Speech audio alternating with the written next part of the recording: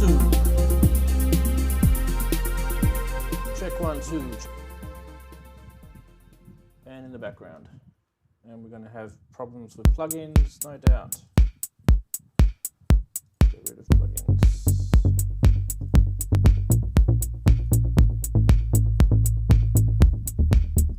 Host with the most.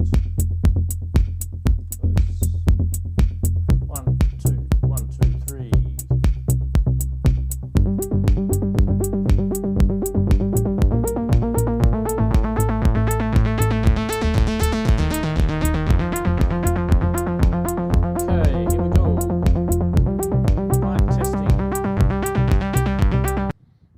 Mic testing 1, 2, 3. I've got the fan on, so I need to get rid of that. It'll probably just hear it in the background.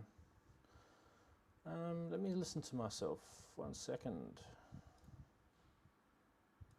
1, 2, 1, 2. Could be a bit louder, couldn't it? Yes, could be a bit louder. How is everyone?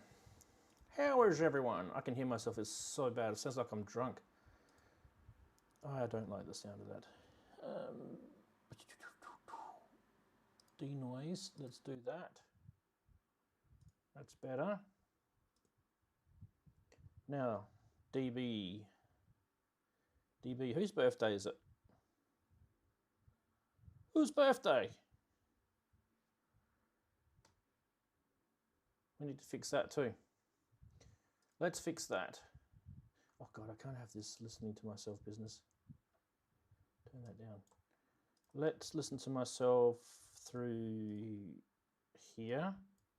Oh, the pre's not up. There we go. That would explain everything. Let's get that up to about 24. Boom. That should be much better. Now you guys are probably hearing the fan in the background. Sorry, it's really hot. Pop out chat, copy the link. Sorry, setting up still. Sorry, I know it's a black screen. It is actually the chat room. You'll see it fix itself in a sec. And bang, there you go. Happy birthday to Cresshead. Did I pronounce Cresshead properly? Happy birthday anyway. How much noise is that thing cutting the fan out? Let me just double check that. I'm just going to go into setting up stuff here. Just mute that for a sec. And then go into here and just listen to myself. Oh, you can still hear, but it's not too bad. It's not too bad. What do you guys think? Do you reckon the fan's okay in the background? I mean, really, I can just mute myself when we want to listen to music and stuff. I'm okay with that. I'm okay if you're okay. Just bear in mind that it is 34 degrees Celsius here right now, and being in a studio ain't pretty. There I am. Hey! Can't hear the fan? Good. I can. It's my biggest fan. Right. What were we doing? Okay. So what we were doing before you guys came along, I was setting up the FH2 or the Factorum. What do they call this thing? Factorium.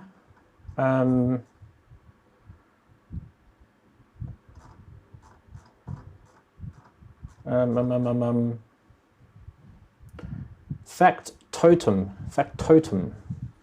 It's an expert sleepers module, which I've had for a while. I'll just show you the web page. So this is it. This is the web page. I've got it plugged into the Eurorack modules over there. I'll show you that in a sec. Oh, I need to turn some lights on. Just give me a sec. Wait.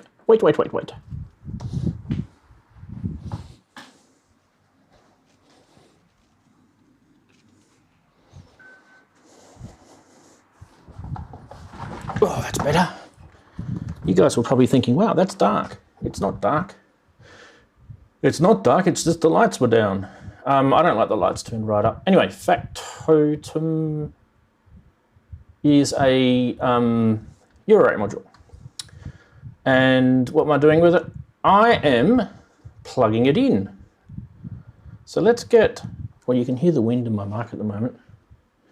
I'll backwards face it. Right, what's the best view? If I go there, there you go. You guys can see it, it's just there. All right, and I've got the USB-C connected. I've just really precariously chucked it into the Mac right now. And I'm hoping, with a bit of luck, that we can get it to work. Now, I have no idea if this thing is working the way it should be. So I've downloaded a configurator tool. Let's see if that thing works. Configurator.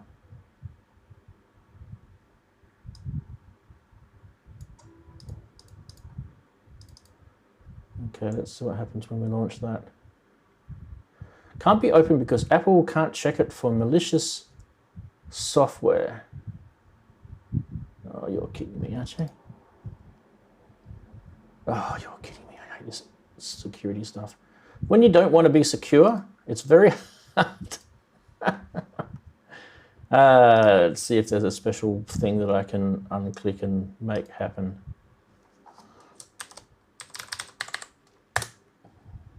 There we go. Open anyway. Hey, we got past it. Now, it's launching. Whoop, whoop, whoop, whoop, wait, we got something. Look, hang. There it is.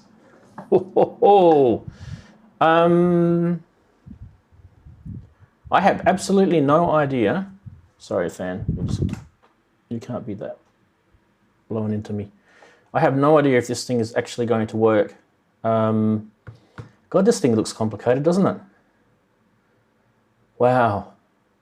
This is why, boys and girls, this is why you should never get into Eurorack, because you need an engineer's degree and a PhD in physics, and you have to be one of the first astronauts on the moon before you can understand half of this shit. No, actually, we could probably work this stuff out. It's probably not too bad. Right, what are you guys saying in chat? I just want to see if anyone's laughing, because I am at this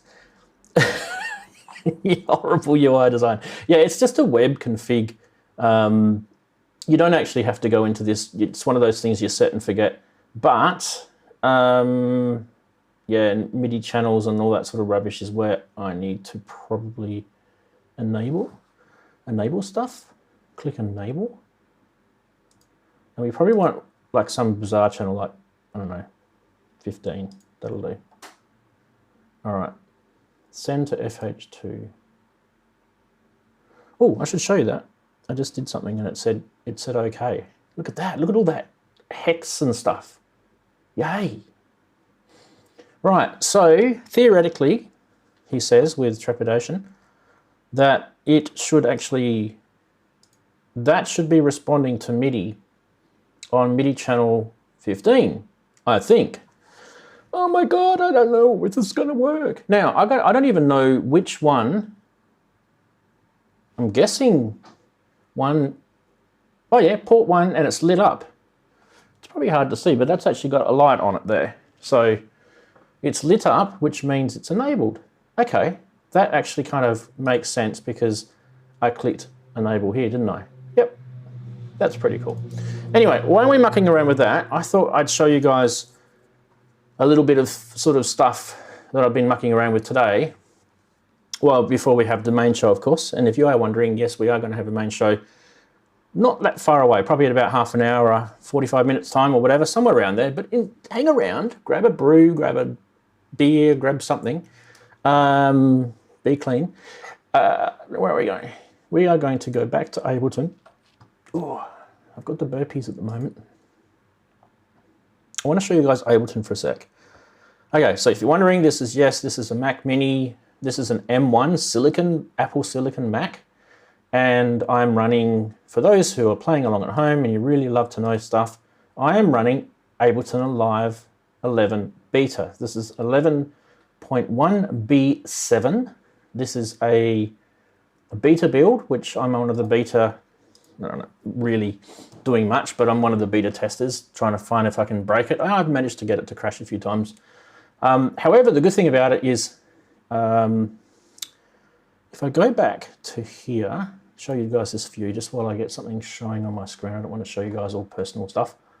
I will show you one of the cool things about why Ableton's going to be good for the general people very soon. And I don't even know if it's going to show this, but let's give it a go anyway. So that button there. Now, somewhere along here, we should find process name Ableton. Yep. And then you can see under this kind column here, see how it says Apple? That means that Ableton is running as a bare metal Apple silicon application, which is a huge thing. And you notice that some things like this, I don't know, whatever that is, it's running as an Intel service. And there's quite a few applications in here running as Intel. Like if I go to, oops, shouldn't be dragging and dropping. You can see there's quite a few there. The FH2 configurator that we were just looking at before is an Intel process. Now what that means, putting my geek hat on here, computer geek hat, it means that's using the Rosetta Intel emulator on the M1. So, but yeah, Ableton is running natively in Mac, which is good. And it actually is pretty clean. Like, you know, we'll probably do a show on Ableton, I think, soon, if we can. It's a bit dry, this sort of computer stuff, but bear with me. Anyway, today it's not really about that. Today is about playing around with sends and returns and using FX pedals. And I did promise you guys that we're going to start doing that soon. So today is the day we are going to do that. And what I thought we'd do is, let me get the PTZ camera fired up. I need to go into here. And then I need to move the camera right around. God, it's such a mess in this studio at the moment. It really is. I do apologize if you guys are disgusted. I do not blame you at all. Be disgusted. Throw your synths at the screen. There's actually a, I think in the chat somewhere, there's a thing that you can throw your synths at the screen. That one? Yeah, there it is. Look at that. You can throw, it's a throw your synth at the screen emoticon. I don't know if you want to do that or not. Or you can just physically do it. Anyway, let's go to here. So sitting nicely on top of the Behringer EDE 8200 ADAT module are two effects pedals. I've got the Boss DD500, the digital delay and modulation type effects. And next to that, I've got the Big Sky. And I've got them plumbed into the back of the ADA 8200. So it's an output of the ADA 8200 into the mono input on both of these. There's two separate channels. And then the stereo output, because these are both stereo pedals, beautifully, going back into two of the stereo inputs on one of these. I've got a couple of these modules lying about. And also to just let you know too that the Boss pedal is MIDI synced as well. So if you're wondering how I do all that sort of rubbish, I MIDI sync it with at the moment, just with the MRCC, which is a MIDI routing thing there. It's a bit of a spaghetti mess. I do apologize, but that is, well, that's life, isn't it? You know, life in a big city.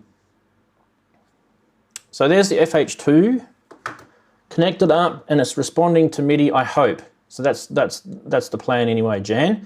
Right, now getting back to Ableton, what was I doing? Going to this button here, getting back to Ableton. Right, so in Ableton here, I have got, to get my mouse happening, there it is. I have got this particular channel here is the digital delay DD500 return, and next to it is the Big Sky return. And the cool thing about it is any of these, whether it's a software synth, like for example, we've got the emulator running there from Arturia, or if it's a hardware synth, like I've got System 8, Sub 37, TR8, I've got Odyssey, I've got Peak, and we can keep going. I've got the Korg Mini Log, and I've even got my Eurorack. plumbed in. Any of these can be rerouted through these pedals because I've got a digital, the RMA Digiface mixer set up, and I'll show you guys that. Not that it's going to mean anything to anyone who doesn't have RME stuff before, but you guys can see there's a bit of audio coming out of the mini log. I think there's a sequence playing in there. And these are all the channels. I've started to label them, but you know, we're getting there. And your send and returns are going to be, we should probably label those now. So they're channel 11 and 12 and 9 and 10. And yeah, so that one's not the MU1000 anymore. So we can change that to, oh God, I forgot what it was. Hang on. What was the 9 and 10? 9 and 10 was the Big Sky. So let's change that. Big Sky. I'm saying Big Sky, it's cool. And 11 and 12, was it? God, my memory's terrible tonight. 11 and 12 is the DD500. I don't even know if I'm going to keep that like that. But anyway, there you go. So we can label those suckers in there. And the cool thing about labeling them in there means that we can kind of keep an eye on what's been going on. Right. You guys are saying, well, I want to hear it. God damn it. Let's hear these things. Okay, what can we do? Like, why don't we go into the System 8. So we'll send some MIDI into the System 8. System 8's just got like a brassy Vangelis typey patch on it. And you can see that I've got Sends D here, right? Sends D, if we go over to the right here, you can see I've got Sends D, it's Big Sky. And all that is, it's actually just a send channel in Ableton, sending out to an external output. And external output 4 is the actual physical output that I showed you guys before, where the Big Sky is coming in from. And then we bring that back through on its input, which is the return here, and you'll see some audio. Now, hopefully we can get this to work now. Have we got 6 running? Yeah, we've got 6 running. Here we go. Now we need, are you kidding me? It's not working. Why are we not working? You know what? When you plug things in, Ranz, and you don't think about it while you're in the middle of doing stuff like FH2s and not setting things up properly, you could have broken the MIDI. Well, the MRCC's still there. Oh, I can see the FH2 as well. Look at that for some shits and giggles, eh? Let's put FH2 as track, sync and remote on the out, because we can. Okay. But why? Why are we not hearing anything, boys and girls? I'm a bit pissed off. Hang on, maybe I need to... I'm pressing things. I can hear that...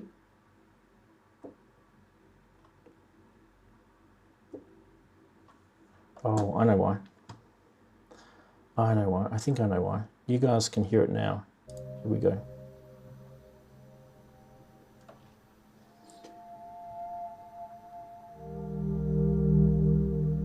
So that's the mini log going into the digital delay. Why don't we put that into, you guys can actually see that. It's very quiet, isn't it? Turn it up a bit. Let's put that into the Big Sky.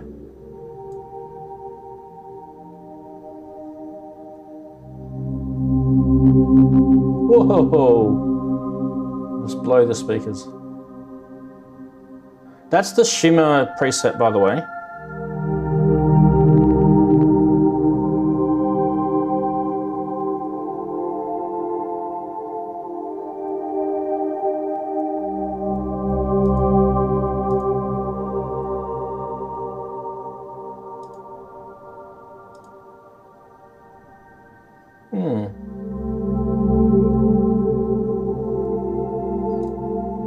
Anyway, that'll do for now.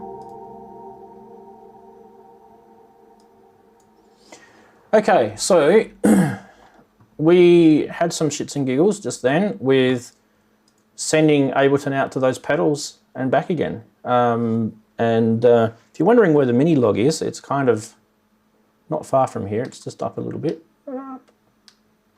There's the mini log there. Coolness. Okay. Back to here.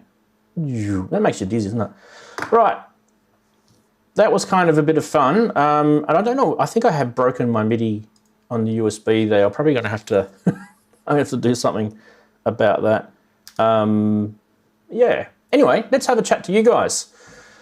I've tried turning it off and on again. Yeah, it's one of those things. I think because it's on the same USB hub, I'm not sure if the MRCC and the FH2 are kind of competing with each other for USB bandwidth. Probably.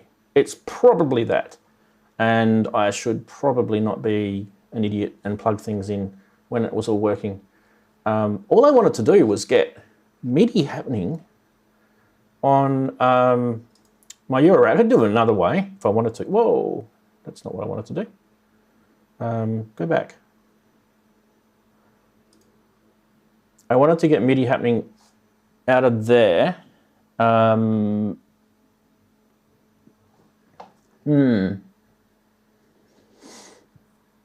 Really all I want is clock though.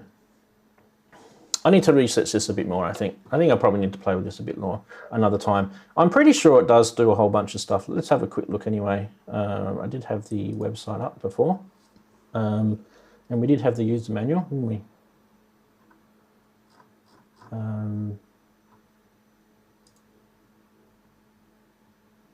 Okay, let's go to user manual and share it with you guys. So it probably does clock. I would say it does clock. God, it does a hell of a lot of things, this thing. And this is this actually has a firmware update that I have to apply. So I don't even know if half this stuff is actually working on here yet, but it does things like arpeggiators and it has an envelope mode, a whole bunch of cool stuff. Well, I have to really play with this. This actually looks pretty cool. And it's way over my head right now. But I'm sure if we dig into it, let's go back to this thing, this convoluted looking thing here. Yeah, look at that. So that is MIDI channel 15, which I said before. And if we want to send it gate, that's what we want to send it gate. And this one we want MIDI channel 15, and we want to send it CV and gate. That's pretty basic. Send that. Did that work? Oh yeah, cool. All right, we'll play with that a bit later anyway. What are you guys saying? I haven't even looked at you guys yet. You've been all chit-chatting away. Do I need to scroll back? Oh yes, Adamski's in here. Beautiful. Good to see you, Adam. And I know you don't normally work on a Saturday, so I'm hoping that you're just having a day off and nothing too bad's happened there. But yeah, it's nice to have you. Good to see all the usual people. We've got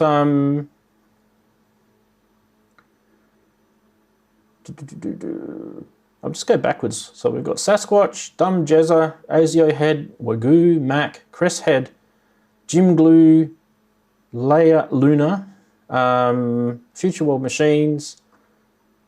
You guys can all read this anyway, but I'm just saying hi because it's a polite thing to do. Native VS, going backwards. Sensing I saw before. Yep, there's Sensing. Yep, good to see you. Who else did I see? Martin Taylor's there, and I think it's mostly just you guys chatting to each other. And if I have forgot, oh yeah, Daniela's there. Daniela said hello before. Good to see Daniela. Pincho Paxton. So yes, Akai Force guy. Yeah, I've got the Akai Force, but at the moment it's turned off. I haven't been using it for the last couple of weeks. I need to get back into it. Because that's going to be part of the master plan anyway, the Akai Force. This is Ranzee. I saw him early, so I think he gets Either he or Andy, who's Synth Addict, gets the Guernsey, the yellow Guernsey for being first in the chat. Atto Z is there. Good to see you.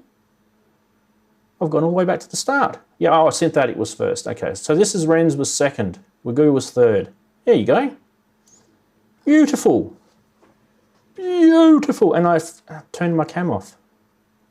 There we go. We can talk to you guys. Okay, so plans for today. Obviously, we've got normal plans as per every week. We've got your standard main show. We've got the funny side, the news. We've got a whole bunch of news happening this week. Believe it or not, you probably thought it was light on news, but it isn't. There's some really, really cool things to talk about. And I don't know if some of it has been talked about yet. Some of it would have. We also have a new episode of Name That Synth, which is always exciting. And this one's been sent in by our resident Name That Synth expert, who's Eddie. So he should be joining us a bit later on in the chat, of course, not on the video. What else? We've got some Price Watch stuff to look at. Some interesting thing in Price Watch, so hang for that. And then also we've got this topic that you guys are probably all sort of frothing at the bit about is what do you put in front of you? Like right here in front of you, like right here. So imagine me just going, right, this is my screen, and down here in front of me, what do we put there? You've got screens here. A lot of you have got screens and a desk and your computers and stuff. What's right there? Okay, because I've actually found out, this is kind of bizarre, right? But I've actually found out that it's not the same thing for everyone, right? Some people have got mixing consoles. Some people have got nothing to do with music in front of them. They've got lots of computer keyboards and stuff. Some people have got MIDI controllers. Some people have got actual synths in front of them. Some people have got samplers and Ableton Push 2, Ableton Push 1, Novation stuff. They've got machine stuff from Native Instruments. So there's a whole bunch of different stuff. And that's what's really, really cool about this subject, because it's interesting. We all have different ideas. So yeah, we're going to be chatting about that a bit later. And I think that's definitely something that we should hook into. Now, if you guys want, in between now and probably in about an hour or so's time, if you want to send in a photo of what you've got sitting in front of you and you want us to share that, the easiest way to do that, I think the easiest way to do it, would be to jump onto Discord. If you haven't got Discord, you're about to get it. This is the address. It doesn't take you to a porn site, unfortunately, and it doesn't scam all your bank account details. It is really my Discord server. It's free to download. If you haven't got it, you can just run it in your browser. It is actually a pretty decent piece of software, actually. It's a bit like the modern version of IRC. That would be the best way I would describe it if you had never used it before. Anyway, if you jump on that link, you get into Discord. It's really easy to jump in just into the general chat room in my server, jump in there and just post a link, post a picture, you can, in there, and I'll be more than happy to share it. I might show a couple that were on some of the forum and Facebook posts that were on this week as well, but be nice to sort of have that interaction anyway. One thing I'm actually planning with Discord too is I want to take audio callers in, because I know some of you guys have got mics and everything set up, but you don't really have elaborate cameras and things set up. And some people don't really like to show their face either. So one thing that I want to set up in the next week or two, I don't know if we're going to be able to get this happening or not, is to actually take people on as audio callers, and we can have, you know, audio comments, or we can have people ask questions or anything like that. So I've worked out a way that we can do it so that we're not going to be flooding hundreds of people in and making noise at the same time. But anyway, jump on Discord, post your pic in of what's sitting in front of you. Obviously, be careful not to show any sensitive information on. If you've got computer screens on, make sure you minimize any sort of personal stuff. Be careful with that. Don't leave your driver's license on your desk. You know, just be careful with that sort of stuff. So make sure you're careful, because it will be streamed out into the world, and once it's out in the world, it's out in the world. We can't really take it back. Yeah, do that. There's a Discord server. Okay. If you're wondering where I'm from, if you're new, by the way, I do live in a place called Australia, which is right down the bottom of the world. In fact, I can actually probably show you. Some people have seen this before, but I can show you again. It's, I reckon it's pretty cool to show you this. So why don't we chuck that in there? All right, let's go to here. I'm going to show you guys where I live. Reverse. Ooh. Boom. Wow. You're probably up there somewhere. Hey? I recorded that. It's just a screen grab. I can actually do the reverse of that. Let me just close that. I can do the reverse, I think. Let's do the reverse. Here we go. So you guys are probably somewhere around there, either in the US or the Europes or the UKs. All right. And this is how far away I am. Have a look. Yes, I'm down there in this place called Perth. Look at that. Look how remote we are. There is literally, we're just one little tiny little city there. There you go. Interesting. I even think I even go into like a street view of the city here. Might be interesting for you guys. That river there is called the Swan River. I don't know if any of you guys have ever been to Western Australia, but it's a tiny little city. You can see it's very, very tiny, very cute, very quaint. Anyway, that's if you're interested. Some people are like, who gives an S? But anyway, that's that. I'm just going to close that off because it takes up video RAM. Okay. Go back to the chatties. What are you guys saying? Leia lives there too. Awesome. Welcome from just down the road. Beautiful. Waguru, Max saying, Waguru, I really want an Odyssey, that and an Oscar. Yeah. If you want an Odyssey, I would have to, you're probably going to get killed for this, but I would actually recommend, believe it or not, the Korg version. It's actually really good. And I've got it sitting there. And the 80% size, I think it works. If you've got big fat fingers, you might have a little problem with it. And if that's the sort of person you are, you want to have like the beautiful keyboard and everything like that. Yeah, maybe not for you. But in terms of functionality, sound and everything, I've actually been really, really happy with that. So yeah, love the Odyssey, always have.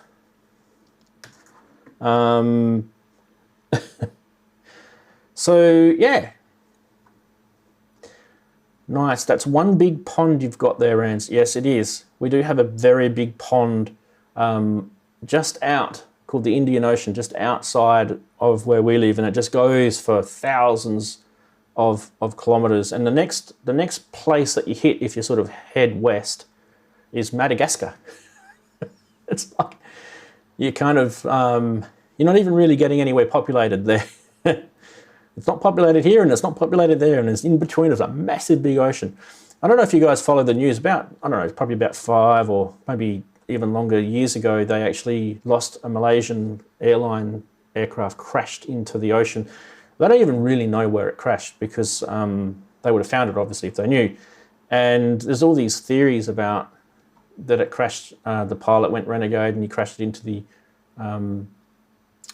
Indian Ocean there, and it's a massive ocean with uncharted, unmapped territories that people just haven't even cared to look in because there's not really any islands or anything nearby. So yeah, it was interesting. Yeah. Another way of getting the Odyssey too would be to just use the one on the MPC or the Akai Force. That's actually not a bad Odyssey. I have to admit, it sounds pretty good. Obviously, you can still hear that it doesn't have that. You don't get the sort of detuned oscillator thing that you have with traditional VCFs and VCOs, but you can fake that. But yeah, it's not going to be as good. But if if you've got an MPC or you've got a Force, you've already got an Odyssey. So that'd be one bonus. Everyone's asking Leia where she is. She's probably a fair way away, actually. Perth is actually a really big city. It's stretched out over about 50 kilometres or about 25 miles north to south. And on the east side of it is kind of like a hills ranges, and on the west side is all ocean. So it's kind of long and thin north to south, and it stretches. And so you can be driving quite a long time to get from one part of the metro area to another. And in the middle, right in the middle of the north to the south is the city and the Swan River. So there's kind of a saying here where you're either north of the river or you're south of the river. And it's kind of a little bit like, I think there's a few places like that in the world, like Liverpool's a bit like that, isn't it? A few places like that in the world. So, yeah. And we are not even talking about synths. We're kind of talking about Perth and Odysseys at the same time. Yeah. One of the things I'm noticing, let's get back to my Ableton thing. One of the things I'm noticing is with that MRCC, and I think it's probably a USB thing, it just fails to work. So you can see here that the MIDI controller, which I've got here, is a Roland A500 Pro. You can see it's registering MIDI in, but it's actually just not sending it out on the MRCC. I might actually just, I might do what Sasquatch said and just restart it. Let's see if that actually fixes it. Restart it. Turn it off and turn it on. Watch it all die. Okay, turning it back on again. Okay, is it back on? Yes. Yes. Okay, here we go. And we want to do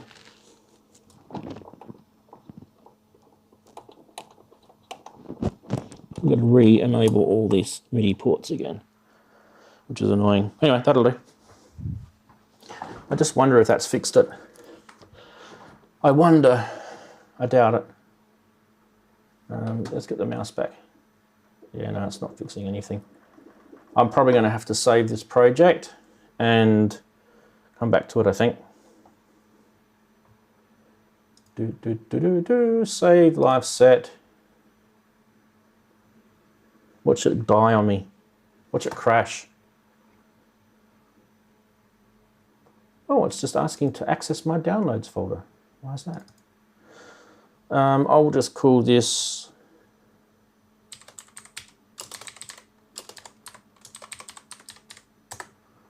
something stupid.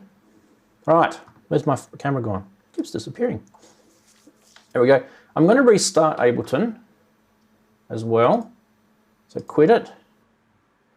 I'm going to exit out of that configurator tool as well, because I reckon that could possibly be something that's hogging the MIDI. Sometimes you get applications that hog MIDI. So let's see if this fixed it. And if it didn't, then I'll try something else instead. But if it did, let's try that out. Yeah, no. No. No love. So I reckon it is the culprit that we thought it was, which is this thing. Let's try that again.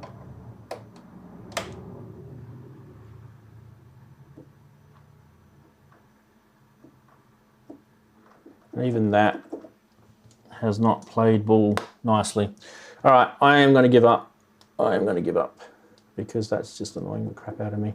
All right, let's go back to here. Let's see if I can do something remotely interesting. While I can't get MIDI to go to the MRCC for some stupid reason, I'm going to see if we can get the emulator. So the emulator is there. Oh yeah, there we go. There's the famous Enigma sound.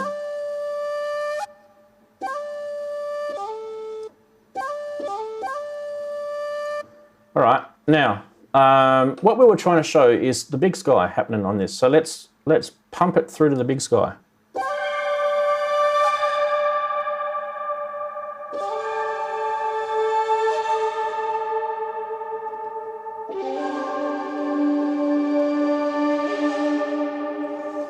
Probably what I need to do is I might plumb the big sky up via MIDI as well, because you can actually change patches and things like that via MIDI on that thing. It'll be pretty handy.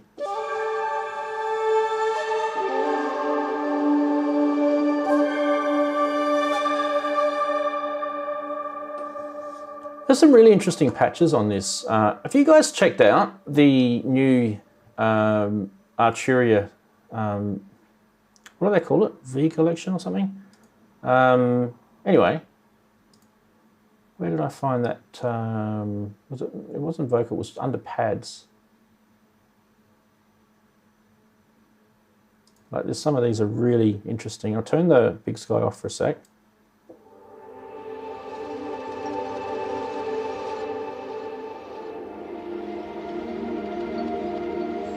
Now let me just make sure you guys can hear this. Yep.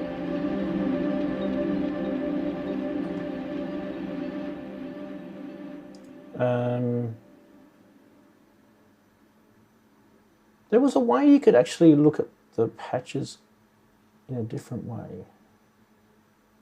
Is it not that way?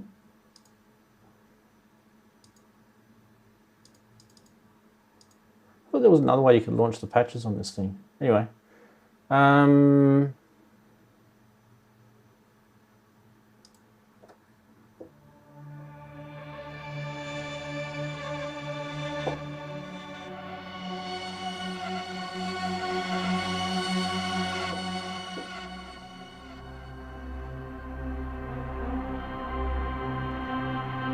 I mean, this thing's got its own built-in effects. It's got, I mean, this particular patch has got chorus, delay, and reverb, so we don't even need to send this sort of stuff out to those two pedals, but what we could do is turn off delay, turn off reverb,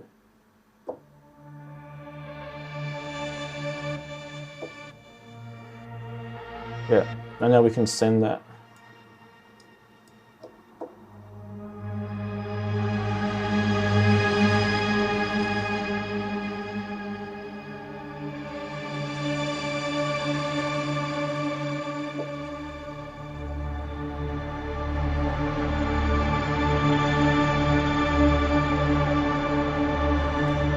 Very big window on this thing. I'm just going to close it. So you can see those two effects pedals coming back. The other thing you can do too is if you don't want the sound of the VST, you can just send it to sends only.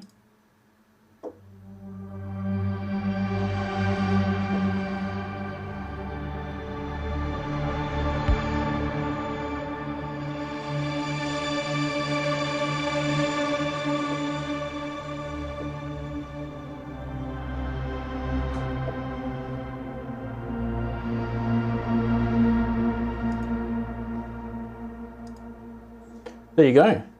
While we're talking about Enigma and sadness and the famous sounds, what about this? This is a T770 sound, and this is the famous racing car sound. Let's turn the reverb off. See if we can recognize this sound.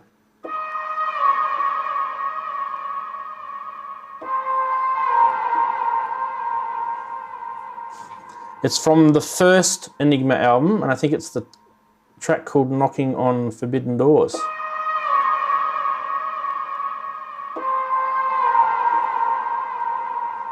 There you go, going through a DD500, which never happened. I think he used Michael,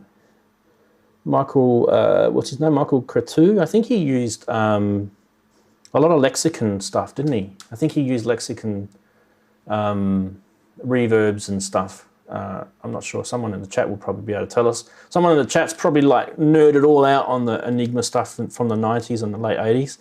But I know he was a real big PPG wave term guy. And I don't know how long he had the PPG wave term for, but I think it's probably all over that album. And I don't know if you guys have actually got the Waldorf PPG wave 3, I think it is, version 3V, the app itself from Waldorf, but I do, and I actually haven't really had much of a chance to play with it. But from what I can tell, it sounds absolutely beautiful. So obviously they've copied all the algorithms across. I don't know if you're definitely not going to get the DA converters and some of that old school warmth and crunchy sort ofness of the, because it's going to be in your VST. You're not going to get some of the purities of having the actual real thing from the day, but in terms of actually loading, patches and things like that, it's actually pretty cool. And the interface kind of is, it's kind of funky. So let's see if we can get this thing to make a sound.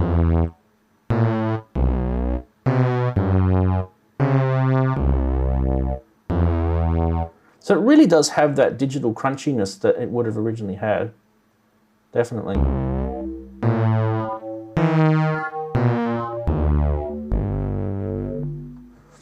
So yeah, I don't know if you guys have had to play with this, but yeah, I'm actually really impressed. Really impressed. I'm not going to make the show about the PPG Wave though, but I do believe it might have been recently on sale. I don't know if it still is, but that might be something you guys can check out. Yeah.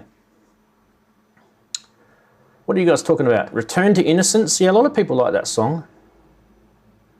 I think it was probably, he had an album behind him, and I think that was probably, another attempt at making sure that he was just getting everything working well. I think he was singing in that quite well too, if I remember rightly, which was nice to see.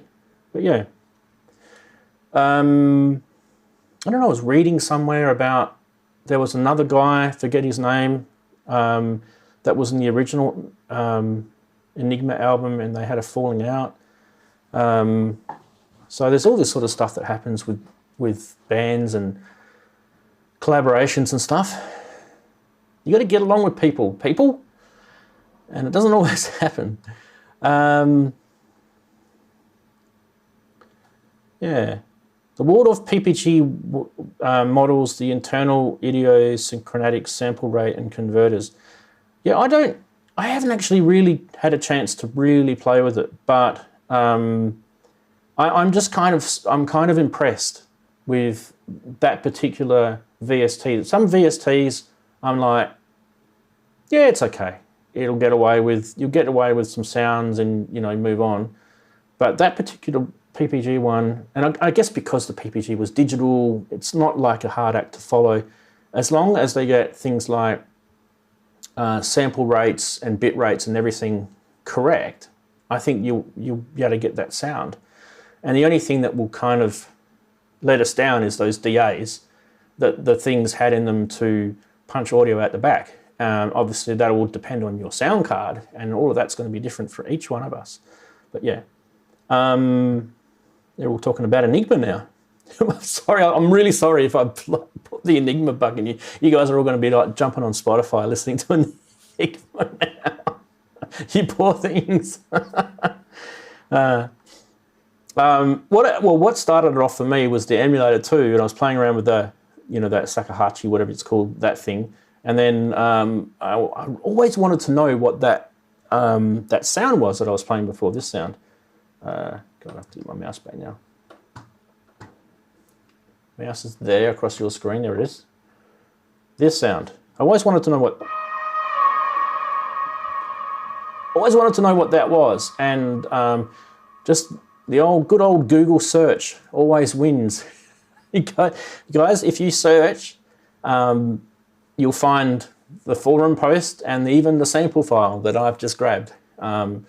It's not that hard to find stuff out, thanks to the internet. Do you remember back in the days when we didn't really have the internet? How did we find stuff out? I've forgotten. Did we have fax machines and things like that? phone calls, annoying people at 2 in the morning. Dear. Thank God the internet. It's a lot more handy for people to just jump on and Google search something. Wagoo's saying there's a nice guy on YouTube who does, sorry, I wouldn't say he's a nice guy. There's a guy on YouTube that makes nice shakuhachi. How do you actually say that? Shakuhachi videos. I really don't know how to say it. I'm the worst person at pronouncing things. Most Australians are, actually. We just have really bad linguistics down here. That's probably the best way of saying it. Some people take pride in linguistics, and I certainly don't. There we go. Shakuhachi. Yeah, I thought I got it right the first time. There you go, shakuhachi. I remember when that thing first came out in whatever it was. Was it late 80s? When did Enigma come out? Enigma album. When did that thing come out? Someone's going to tell me in chat before I find it. It's not even going to tell me here, is it? 1990. There you go. It was the 90s. So yeah. I remember thinking to myself, because of being a synth head back in the 90s, of course, I was still around, where did that sound come from? Like, you know, and in those days, no one would have known what Michael used. He, you know, obviously would have kept all that sort of studio production stuff quiet for many, many, many years until some, you know, Sound on Sound or whoever, someone would have interviewed him and eventually it would have come out that he used Waveterm.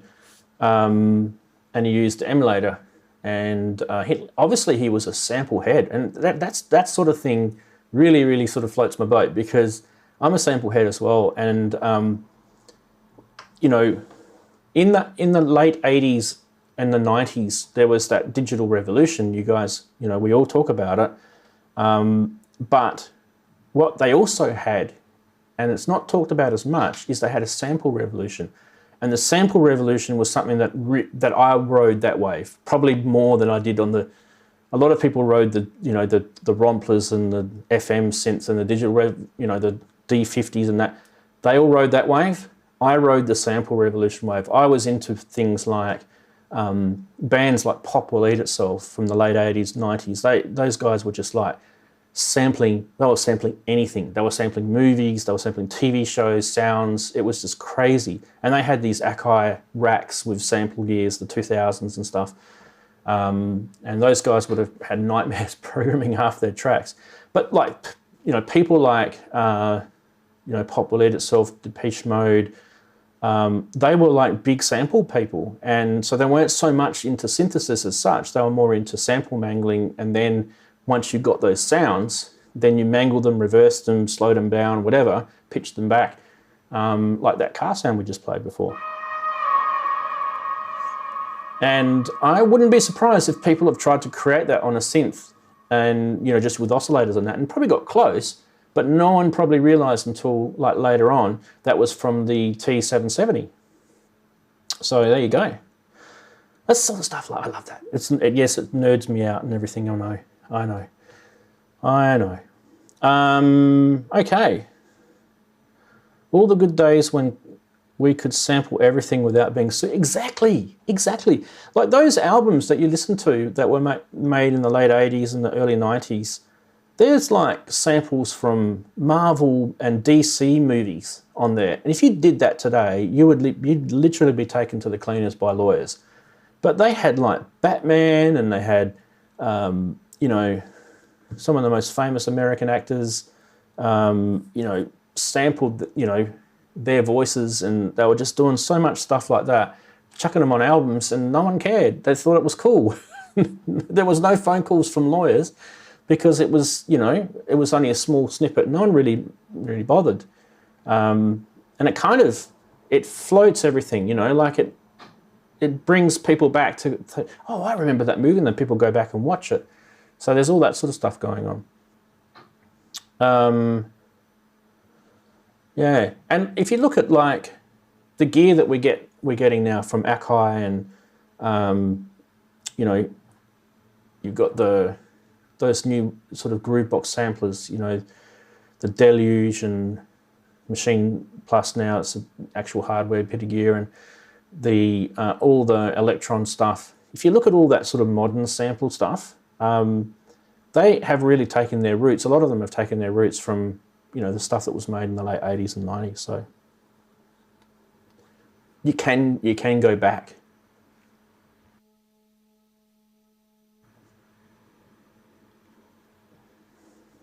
Yeah. So Chris said saying that he sampled Aliens movie, the Aliens movie, People's One-Liners. Yeah. Sigourney Weaver. Ridley Scott. Yeah. Well, there been some good samples in that. I can think of a couple of lines on that movie already. Yeah, I used to sample. I used to go down to like all sorts of places. I used to go down to the airport or the train station, or I'd go into the city, and I used to sample things just with a little tape recorder and a microphone, and then bring it back and then play it back into the sample synth that I had. I used to do stuff like that. Hey, we're talking here. We've got Daren. Daren's arrived. Hello, Daren. Good day. How are you? Not bad. It's terrible weather over here. It has been for the past week and a half, whether it's been snow, storms. Now we're having lots of rain and wind. Now, I've seen on the news you guys have been hit with a bit of snow, and there's been a few friends of mine who've been posting pictures of their front door and the cars all being covered in snow and the footpaths and the roads and stuff. So yeah, it's crazy, isn't it? Yeah, well, it is winter, so I suppose we should expect it. But it's so crazy that to think it was only a few months ago you were sitting in there wearing a t-shirt and, you know, you were complaining about how hot it was. And it's kind of, you know, it's extremes, isn't it? It is really weird because I think we've had about -3, -4, might have even dropped to even lower than that. And then within 2 days, it's 12 degrees. It's like it's just not constant. It's up and down like a yo-yo. So you can have like a really daft temperature that really low, and then next minute it's too hot. So yeah, global warming. That's the problem. Global warming, yeah. I don't even know if we're going to have Andy on today. I actually haven't heard from him. Hope he's survived. I know he went to that concert. Well, not concert. It's sort of like a demonstration. It was probably more a demonstration, wasn't it? Where he had Robbie Puricelli was there, from who we all know as Failed Muso. He was there with the CMI. And I don't know if you guys follow Facebook, but there's the Pro Synth Network Facebook group. And you guys probably know the Pro Synth Network YouTube show that's on every Friday. So Robbie's one of the hosts of that. And obviously, being a big Fairlight guy, he took his whole Fairlight setup. And I mean, this is miles away from me. I would have loved to have gone to that. I just would have completely geeked out on that stuff. We were literally just talking about, before you got here, Daren, we're talking about, you know, the age of the sampler. And we're talking about sort of influences in gear from sort of the 80s and 90s. And I was just sort of saying, Daren, that in my world, I didn't really sort of ride the digital revolution. I rode the sample revolution. So whilst everyone was getting DX7s and D50s and the Romplers and that sort of stuff, I was more into the sample synths, like the emulators. That's digital, isn't it? Samplers. Exactly. It's still digital. It is just a different flavour of digital, right? So yeah, that was kind of where my love was. Well, and I know you've got your Akai stuff. Yeah, I was Sam. Sorry? I'm saying you got your Akai gear there. Your rack mount Akai gear. I've got my SO1, my S900 and my S3000 XL, all old 80s, 90s samplers. Not been used much though, because these days it's setting them up, it's just so easy just do it in the computer. That's the only problem, I think. But they're there. I think they've even still got drum. I think there's some drum loops on them that I created, especially on the S3000. I think there's some breakbeat drum loops and stuff on there, on the old floppy. Well, they're not floppy. They're 3.5-inch little discs. I suppose they call them floppy. They're still hard floppies. case, weren't they? Yeah, they're still floppies. Yeah. I see we're talking about Enigma and Future Sound of London. Yeah. We were talking about the emulator, and it had the shakuhachi sound on it, and that sort of then stemmed into Enigma, and that's where we've been. But actually, where we all started on, if you're wondering, on the early show, Daren, just to fill you in, because you probably watched the replay, I'm sure, if you have time, but I was kind of showing off, not really showing off, it's not really the right word, but I was having a look at plumbing in the Big Sky and the DD500 pedals you can see there, and putting them back through, from the output of the digital interface there, and then putting them back through. So in Ableton, I had, some of these VSTs here plumbed, like for example, the emulator. So you can see these two sends C and D here. They're actually the Big Sky and the DD500, and they're coming back on return tracks here. So I've got that, that Enigma sound. Well, it's not an Enigma sound now, it's something else. I think we changed it. But you can see that's going through those. And I turned the internal effects off. So we can get that Enigma sound back if you want. I don't even think it's in there. It's, God knows where it is. There it is.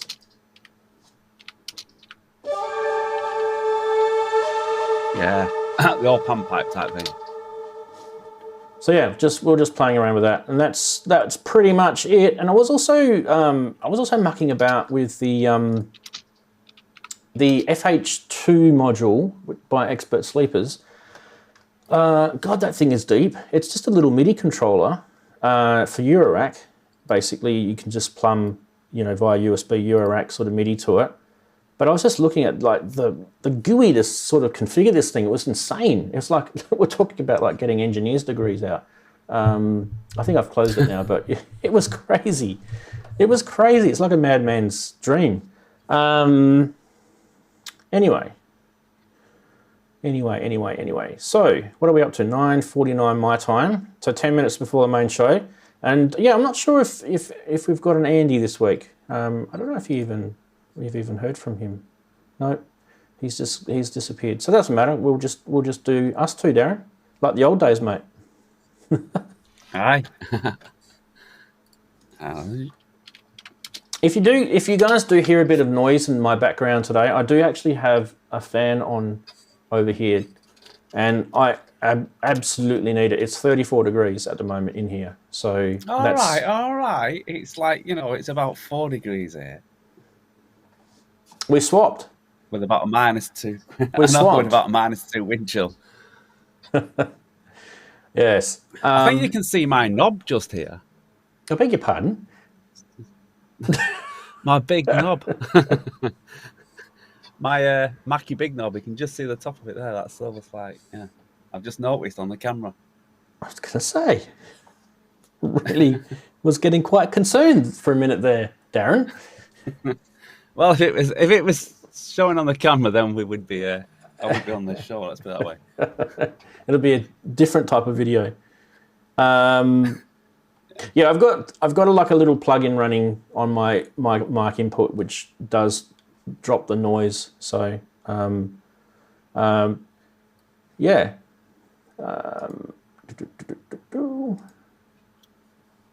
Just got a message. Hang on a sec.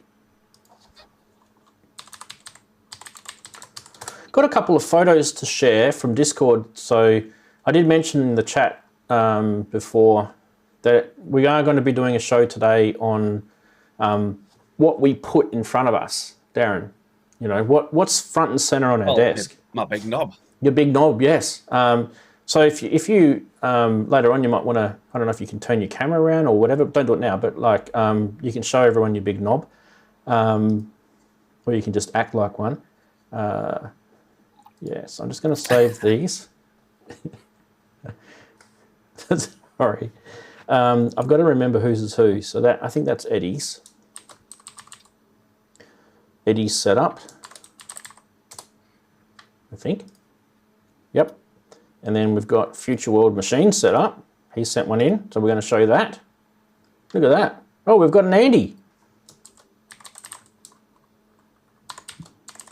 Sorry I'm late. That's all right. Is that the right mic, by the way? It is. Oh, tap it then. It is. All right, blimey. Look at that, working for a change. Woohoo! Success. Yeah, sorry I'm a bit late. Things to do and all that crap. But there we are. We weren't sure if you were coming though. Mind you, that's probably half my fault. I should have checked with you. Oh, well, honestly, Ranz, this week's just been a car crash of a week. I've been in one or two of the streams, but other than that, I've sort of been going to bed early doors most night. I'm just exhausted, fed up of it all. Anyway, that's me. I'm here. I need something to take my mind off the general drudgery of my daily life. Oh, well, hopefully we can achieve that for you. You need a spirit guide.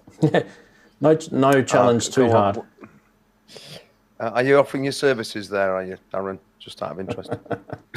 Are you talking about downloading an album or? No, that was my last chat last week. Did I listen to that? I must have done. Did I? I can't. Oh, no, I can't remember. You couldn't have done. I'm sorry, I can't you've had a remember bad my week, so you name. wouldn't have done. Yeah. Okay.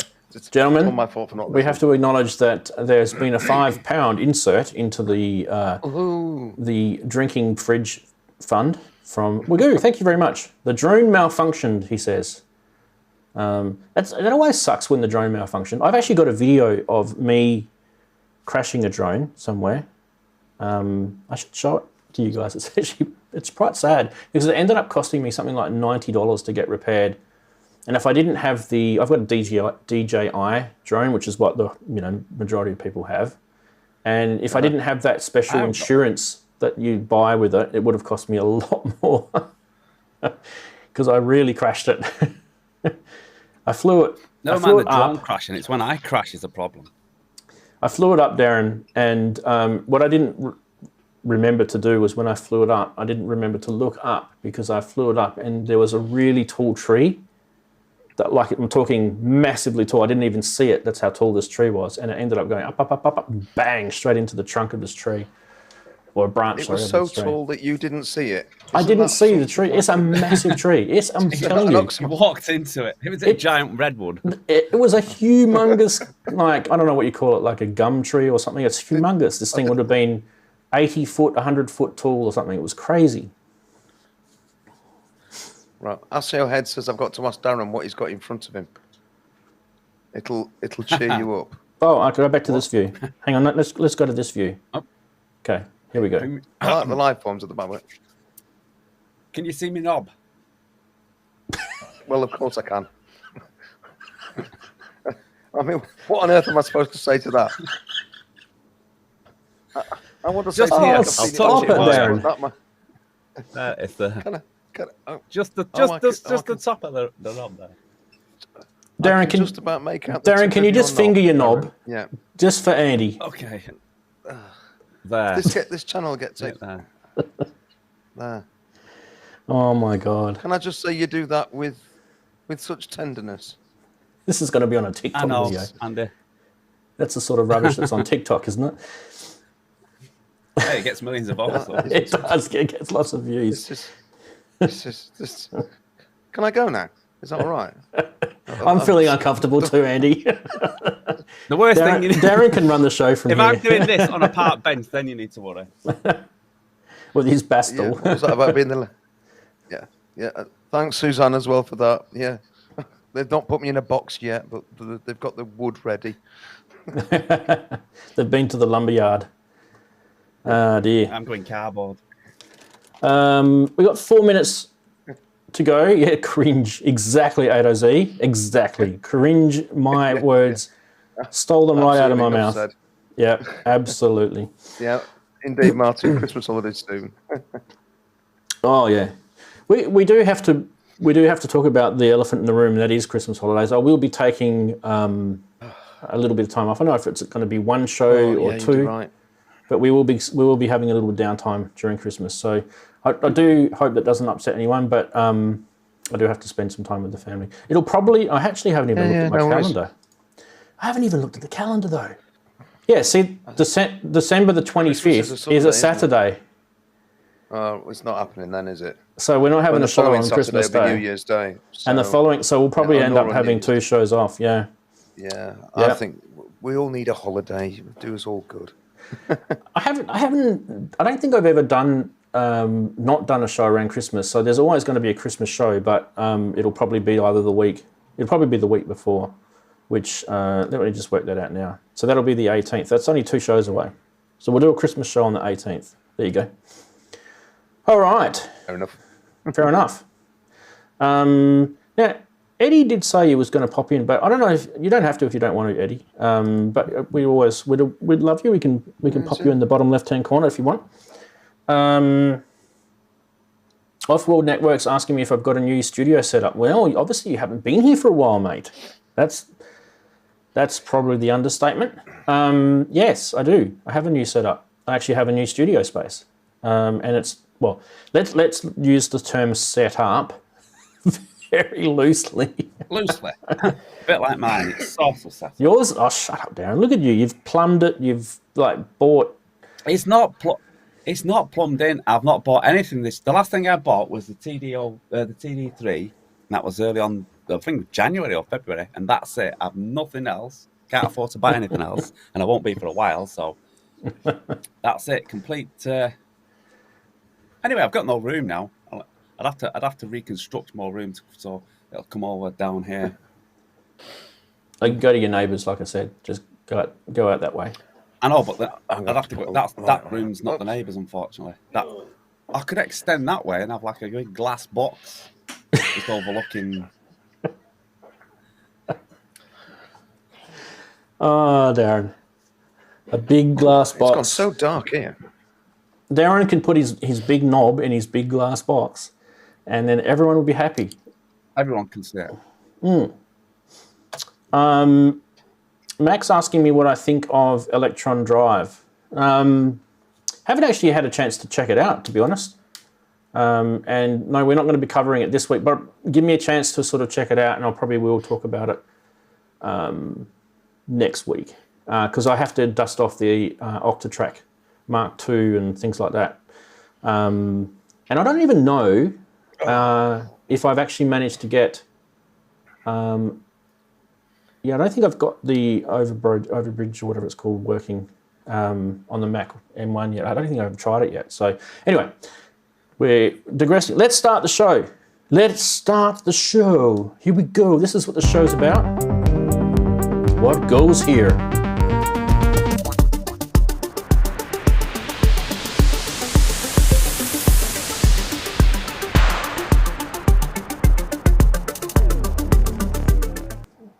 Quite bizarrely, an hour and 15 minutes in, we're actually going to start the show, and you have made it. Well done. Give yourself a pat on the back. It's Saturday. You've made through another week, and you've done a brilliant job, I think. So definitely sit down, relax, grab something sort of frothy or wet anyway, and consume that with a big smile on your face. While you're smiling, let's say hello to our illustrious attendees this week. We'll start off with Andy, because we haven't had Andy for a couple of weeks. How are you, mate? How's your week been? He's muted himself. That was nearly a take a drink moment, but I got there just in the nick of time. Yes, you did. How's my week been? The less said about my week, the better. If truth be told, I have managed to be in one piece for this, and haven't completely gone to pieces. At least not yet. So it's not been a great week. On the other hand, though, last Saturday was a lot of fun. Went to Bradford in the freezing cold, in the snow. Managed to get there and actually had a great time. Met up with Sasquatch and Jim Glue and we met Robbie Puricelli there, who was doing his thing, and it was really lovely. It was really lovely. And then in the middle of it all, just as me and Sasquatch have a nice chat in the cafe, got a phone call to tell me that my dad wasn't very well, and eventually he ended up in Wigan Infirmary on the other side of the Pennines. So then I've spent the next days. It's just been a bloody nightmare from that point on. Anyway, I'm here in one piece. My dad's at home, all well, which is good, and I'm going over to Doncaster later just to call in and see that he's all okay, which I'm sure he is. He's probably lapping it all up, really. Anyway, so that's been my week. Done absolutely cock all with music. Sorry, that was an inappropriate phrase. I've done nothing at all with music. I've not even switched anything on this week at all, other than to watch live streams, and then I've gone to bed. Well, you've been busy. Sad, You've got a good excuse. I think you've got a good excuse, yeah. I'm glad your dad's better. Sad that he got sick, but always a bit stressful, those things. Yeah, it is, but he's it's a long way out the other side. To Wigan. That is a long way. Well, I mean, they were in. My dad and his missus had gone over to Wigan to go to a wedding. Well, from Doncaster to Wigan, it's about an hour and a half over the M62. But the weather conditions last weekend were awful, so that took it out of my dad. And then he just suffered the consequences of that, really, and just wasn't very well. So the hotel that they were staying at, ultimately their health and safety mechanisms kicked in and said, "You're not going anywhere. We're calling you an ambulance. No, stay there. You're not going anywhere." I mean, an 82-year-old bloke. I mean, it makes sense. So he ended up in Wigan Infirmary. The ambulance came, took him to Wigan Infirmary, and they kept him in overnight. But there was a lot of drama all around that, as there always is with these sort of things. Yeah, all you guys in the chat. Yeah, thank you very much for your good wishes. Dad's absolutely fine, and he's out the other side, and he's back home, feeling fine. You know, a lot of these things, they do end up, being I won't say mountain out of a molehill, because one day it won't be, will it? But I mean, it was the right thing at the right time for everybody, but it just caused a lot of stress and hassle. But that's it. Yeah. So thank you all for your good wishes. I really appreciate it, and I'll pass those on to my dad when I see him later. Oh, that's good, mate. Good. And definitely not a hard act to follow is Daren. Daren, nice to have you again this week. How's your week been? I noticed the poster above your head there. You can tell us a little bit about that too. It's Liveform's Future Sound of London. Yep. It's not been as hectic or as bad as Andy's. It's been quite chilled, cold, very cold, wet, snowy, windy, you name it. I think we've had it all. I've just been a relaxed music creating session, so I'm sorry about that, Andy, if it makes you feel down.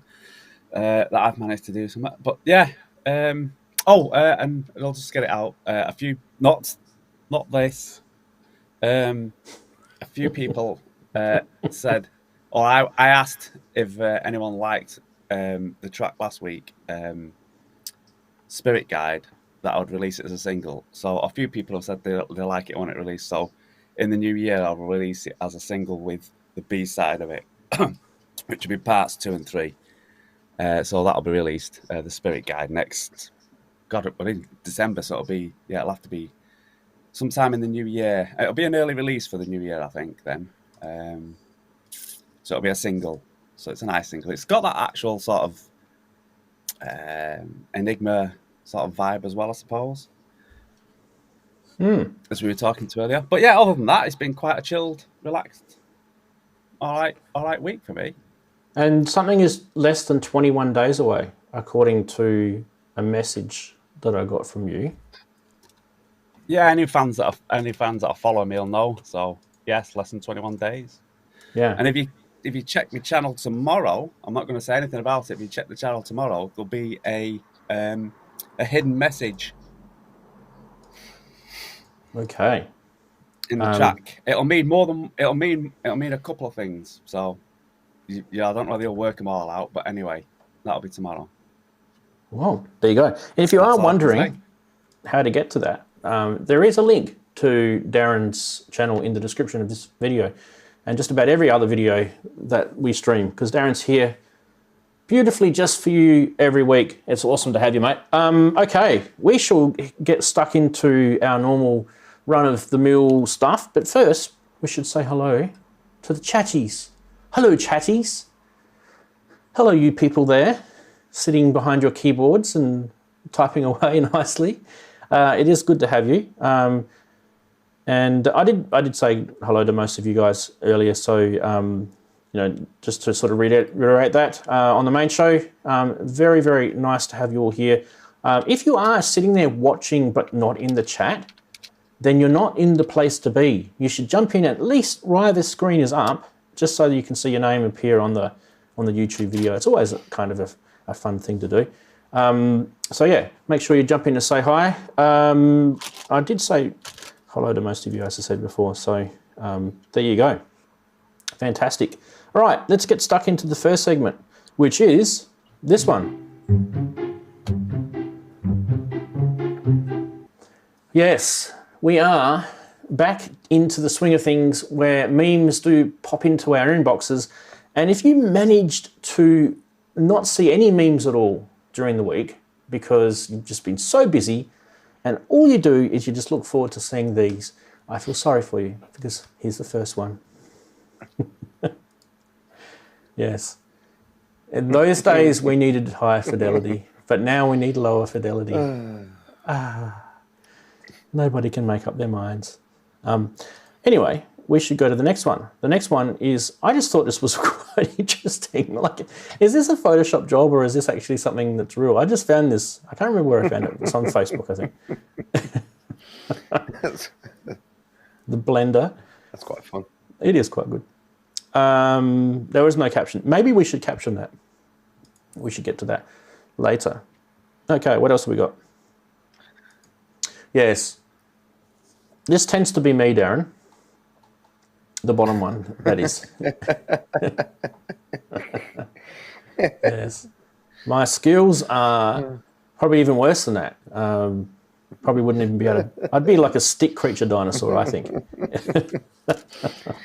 Oh, dear. Yes. And when you have to sell the piano, sometimes it goes down quite nicely. Oh, that's great. I think my granddad's neighbours used to think things like that. I don't know how they put up with it, honestly, but because it would start at 9 o'clock and go on until 9 o'clock, you know. If you didn't like Rachmaninoff and Chopin, it must have been torture. Ah, dearie me. Yeah, well, what was your favourite meme of the week? Let us know in the chat, chatties. We'll start with Daren and Andy. I've got to say all three, to be honest. I've got to say all three. All four or all three? All six of them. They were great. Yeah, we had four. Gee, of the four, 6 of them I've crashed. I like the reel-to-reel tape recorder. I'll go with the low fidelity, high fidelity. Signs in the window. Fair enough. The first one and the last one, Andy. What are the chatties saying? Yeah. My blender works. Piano for sale. Song and head, song and door. Neighbours. Piano for sale. The mixer got a few. Piano, I think the piano's got the Guernsey this week.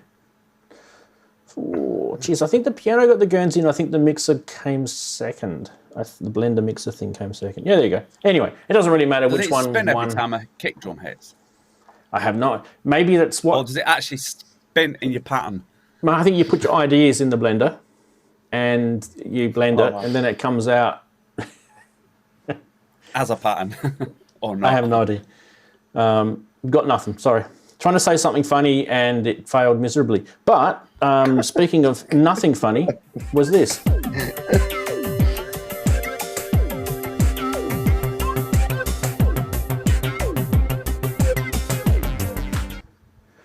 Yep. You can see nothing right now. That's because it's done like that on purpose. But first, before we do anything, what we should probably do is play this.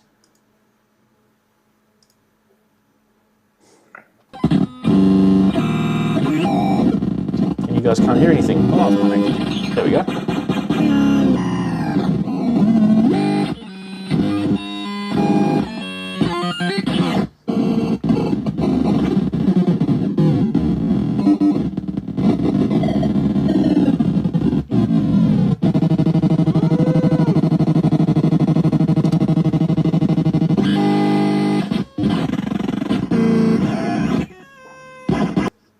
That is a crazy video. Yes, it is. What is it though? It's the Game Cat by Error Instruments, and I think we were talking about this briefly as a sort of teaser a couple of weeks ago.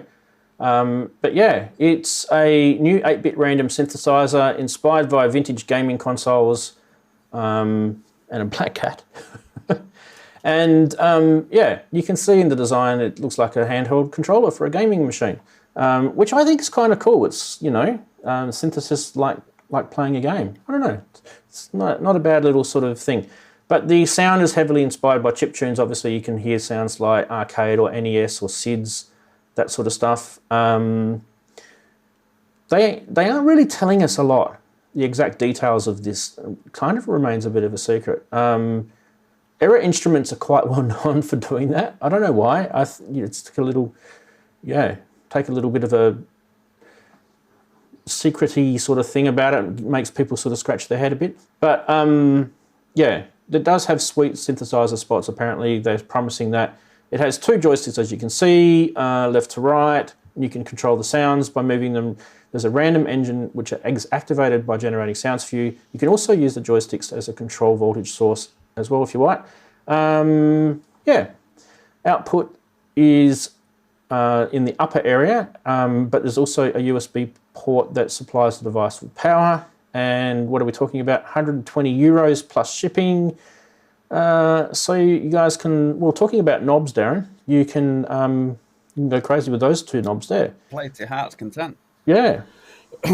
Anyone want to have a comment about that thing? The cat. That sounds like me when I'm trying to plug something in when I've got things playing. You know, I'm underneath the desk and I'm trying to plug something in and it's coming out the speakers. It's not my cup of tea, but I can see it coming in handy. You know, like we were talking before, sampling and doing things with that. I always like to mess about with sampling, so I could sample that and do something with it. So yeah, cool for those who like glitchy stuff. It is. It is a glitchy thing. Andy, that doing anything for you?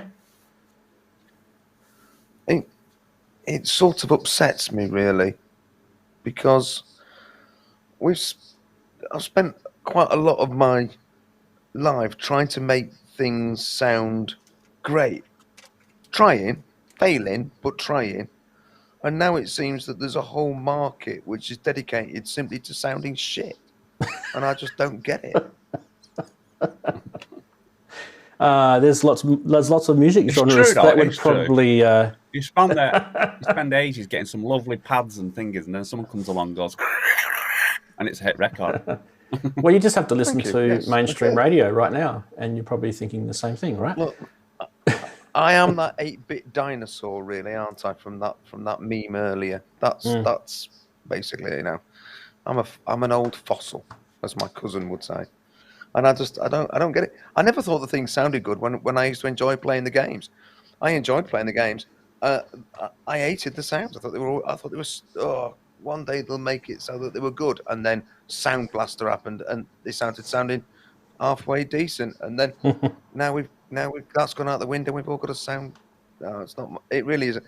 I know it's great when you hear it being done. When you hear it being done through. I mean, I keep going on about this guy we saw at the gig in the summer, using his what they call them, the PlayStation thing, the Game Boy hand controller things, and it did sound phenomenal, but it sort of just goes way over my head. It really does.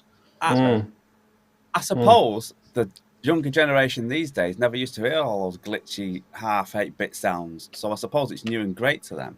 Whereas we've heard all that stuff, and we always want to have more lushness and better sounding stuff. So maybe that's the reason. May have hit the nail on the head there, Daren. That may just well be it. Yeah, possibly. But not always your opinions agreed to, because there's some people in the chat who think that the 8-bitty chiptune stuff is amazing, and they love that. Yeah. So, yeah, Yeah. Okay, I'm wrong. I know. You don't have to be wrong. I mean, well, you can if you want. It's up to you. But yeah. Anyway, look. Why don't we have a look at the next thing, because this is kind of, maybe it's along the same lines. Let's have a look. Can we guess? Can we guess?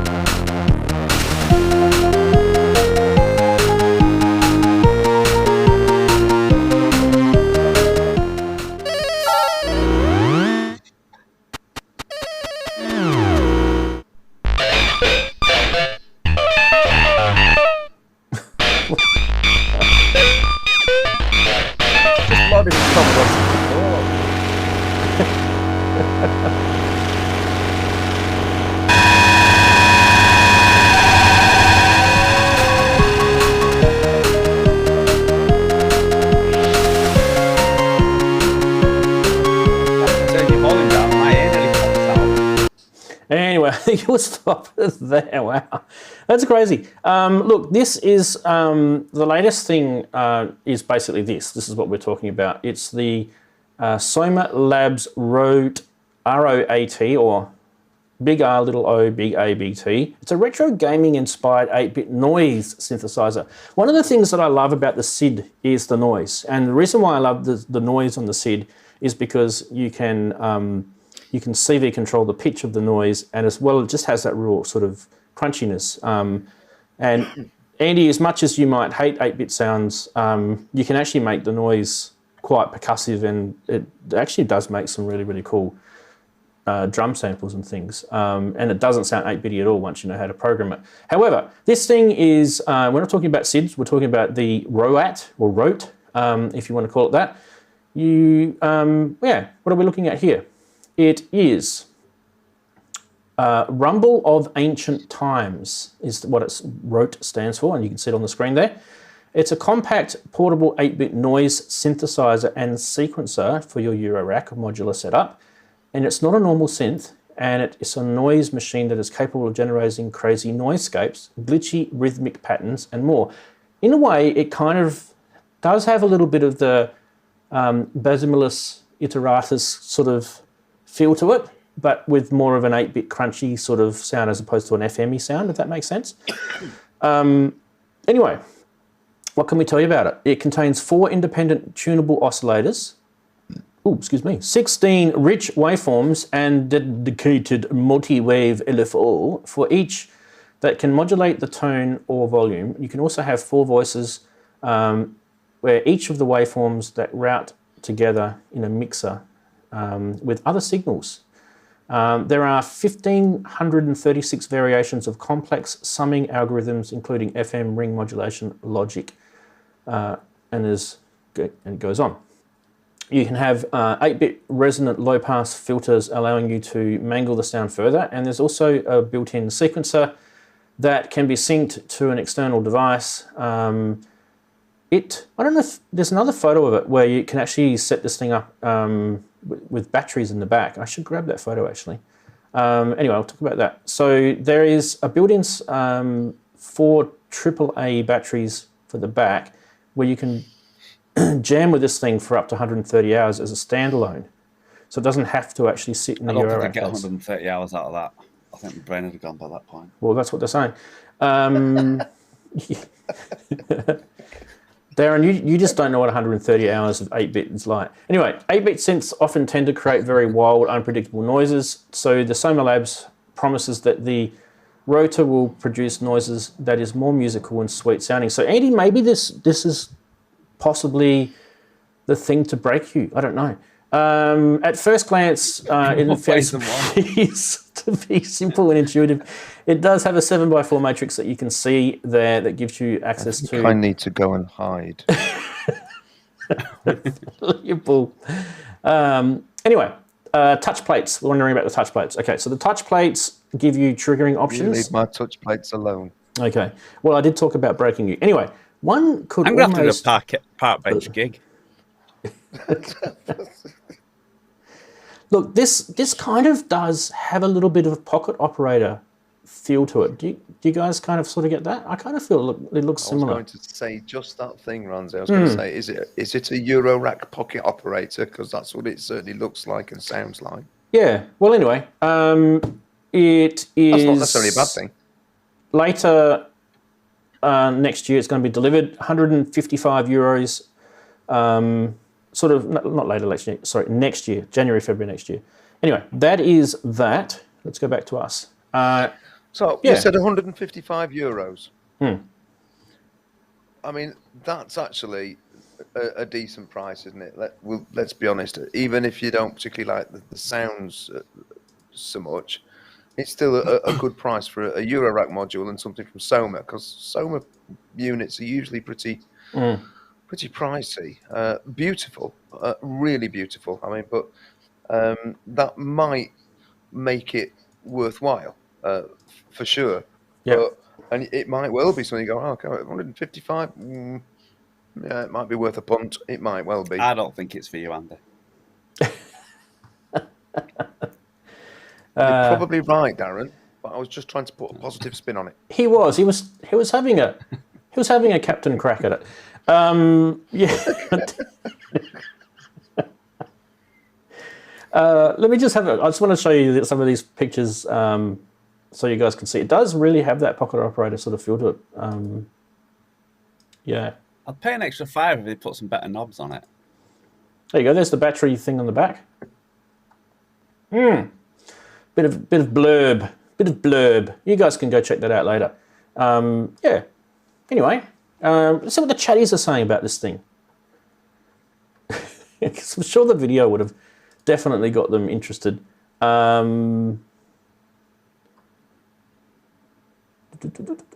Yeah, some people are liking the stuff. Yeah, cool.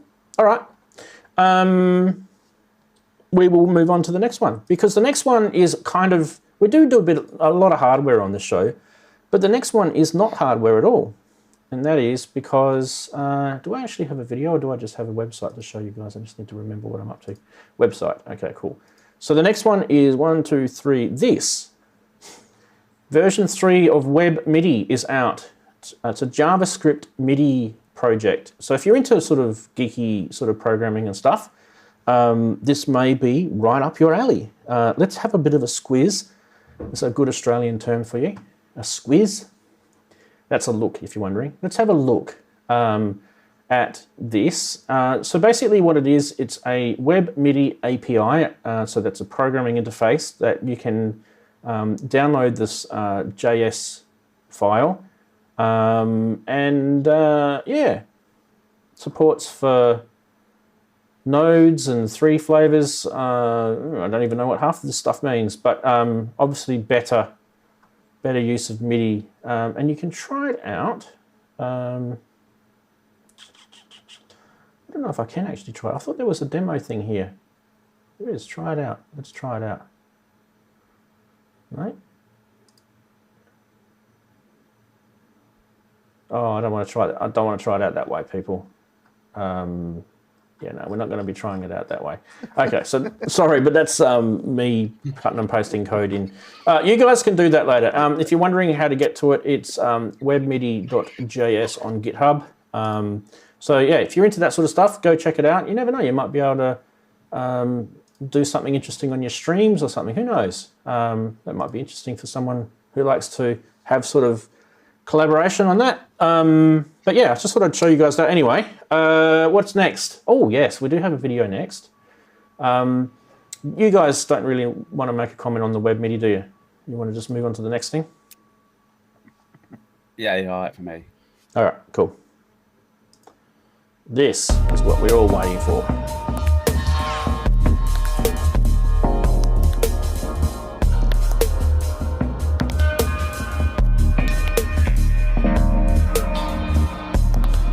Oh, like that.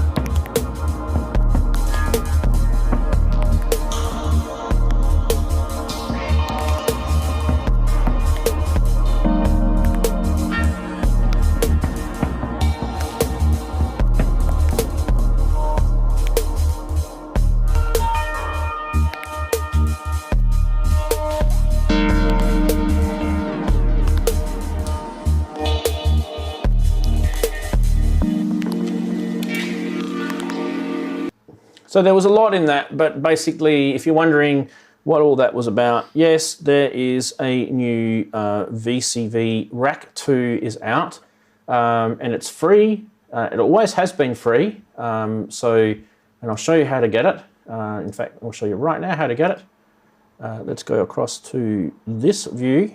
You can get it from their website, which is, as you can see here.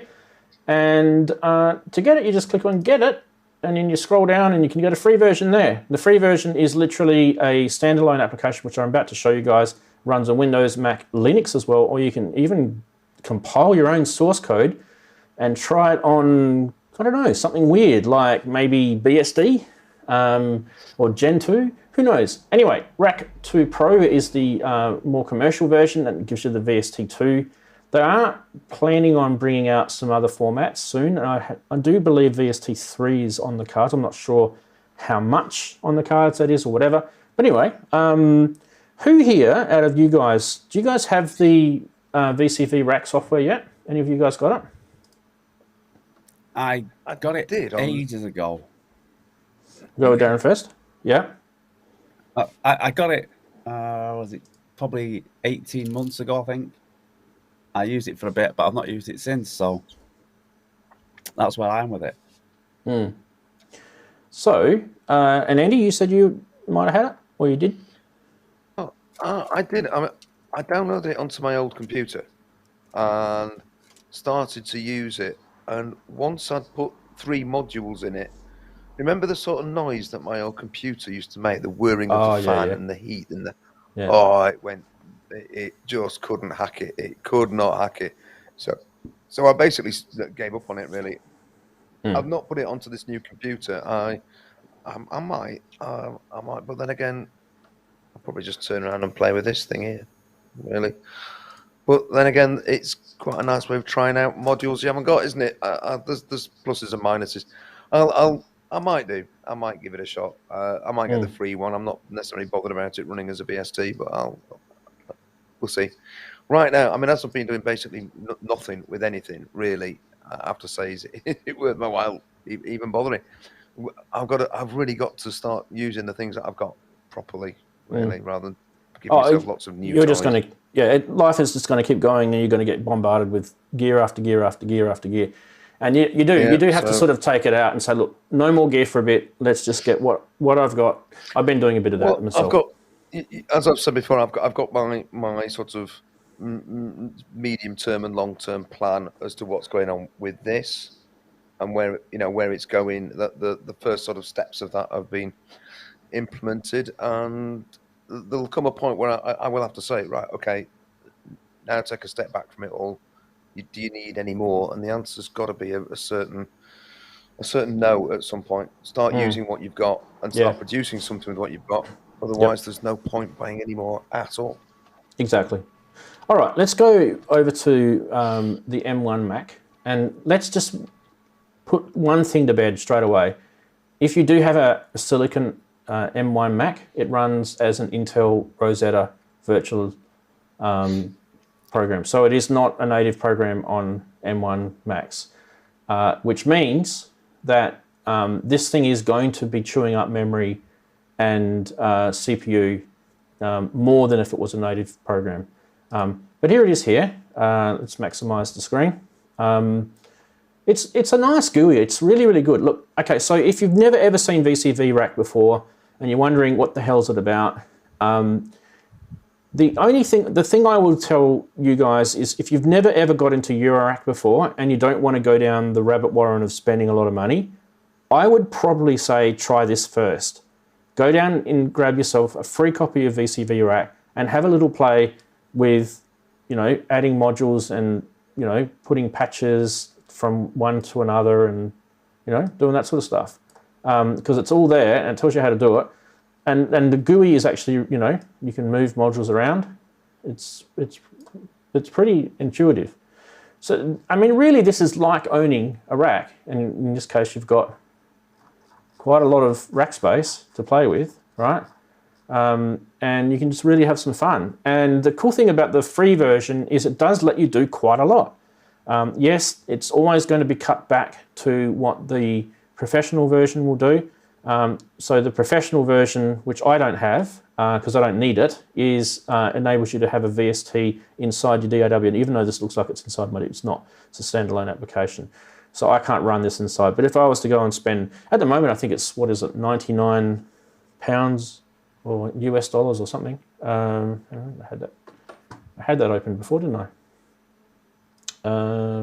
Yeah, 99. It's normally 149. So 99 until the start of 2022. So there you go. So they've got it discounted at the moment. And if you really, really want all their stuff, you can get the Rack 2 Pro VCV drums and VCV Soundstage bundle for for 139 instead of 209. So that's not a bad saving there. So yeah, guys, what do you guys think in the chat about the new updates to VCV? I can tell you about, actually, let me tell you guys, while we're in the chat, let me tell you what the updates are, because there is a list of things. So obviously we saw in the video the darkroom mode, and I should probably even show you guys that, because it is actually pretty cool. Anyway, let's go to here, and I think under view, I can't even remember where to find it. I can't remember where to find the darkroom mode. Oh, yeah, there it is. It's room brightness. All right, let's do that. Bang. So what you do is you click on view, view, that menu there, and then you just grab the room brightness and just pull it all the way back. And you guys can see how I've got like a little torch? Isn't that cool? Oh, very pretty. That's very sexy. Very sexy. So while I'm mesmerizing you guys with the very sexy torch, I will tell you in a stupid accent that there's module selections to save, share, and edit, and move around. No, I'm not going to do that. So there's new VCVs and selection format. There's an enhanced module browser, zoom, favorite, sort, module collection. I haven't actually tried all this stuff out. I'm just reading it from a list. Redesign user interface, which is true. It definitely is a redesign. It's actually nicer. There's tooltips for ports. So you go into, see how there's little tooltips that pop out on the ports now? Let's go back out of the normal view. Right, so you go hover over a port here, like PWM. It tells you what it does, tells you what knobs do. Some of the tooltips are bigger than others, like that one there. So that's pretty cool. Optimize real-time engine with multiple audio interface support if supported by your manufacturer's drivers. Add, remove individual modules. Fine-tune to your module selection. In the 2 Pro, the actual paid version, there's some more stuff. So if you do have the professional version, this update is free, by the way. You can save patches inside your DAW. That's actually a pretty cool thing because you can't really save patches with a physical Eurorack, right? So that's actually pretty cool. Anyway, there's a whole bunch of other stuff that is for the paid version. You guys can go check it out on their website. Chatties, what do you guys think of VCV Rack? Just the free version. So VE Sound's saying it's insane. You can enjoy pretty much all the modules and instruments for free.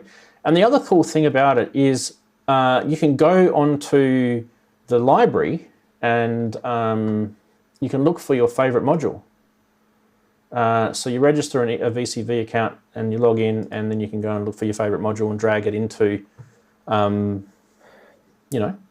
it into the thing.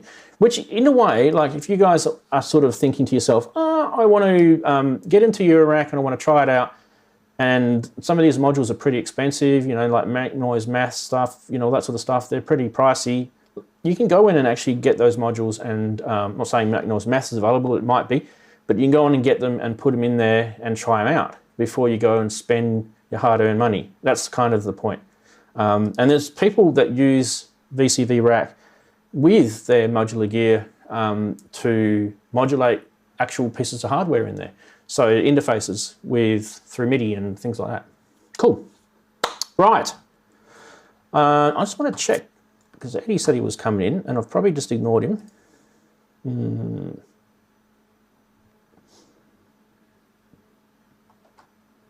Okay. Eddie needs some help getting in. Just give me a sec, guys. Daren, without putting you in the poop there. Do you want to again.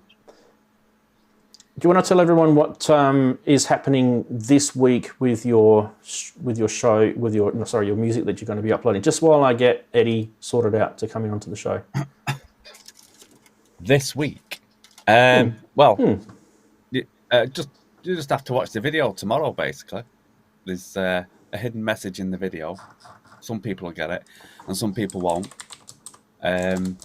Also, there's more meaning to what's in the video than you'll probably get, because it's something, you know how I have to have meanings for everything I do, and it's something for the future anyway, so that'll probably be explained in all good time. I'll release that single A and B sides.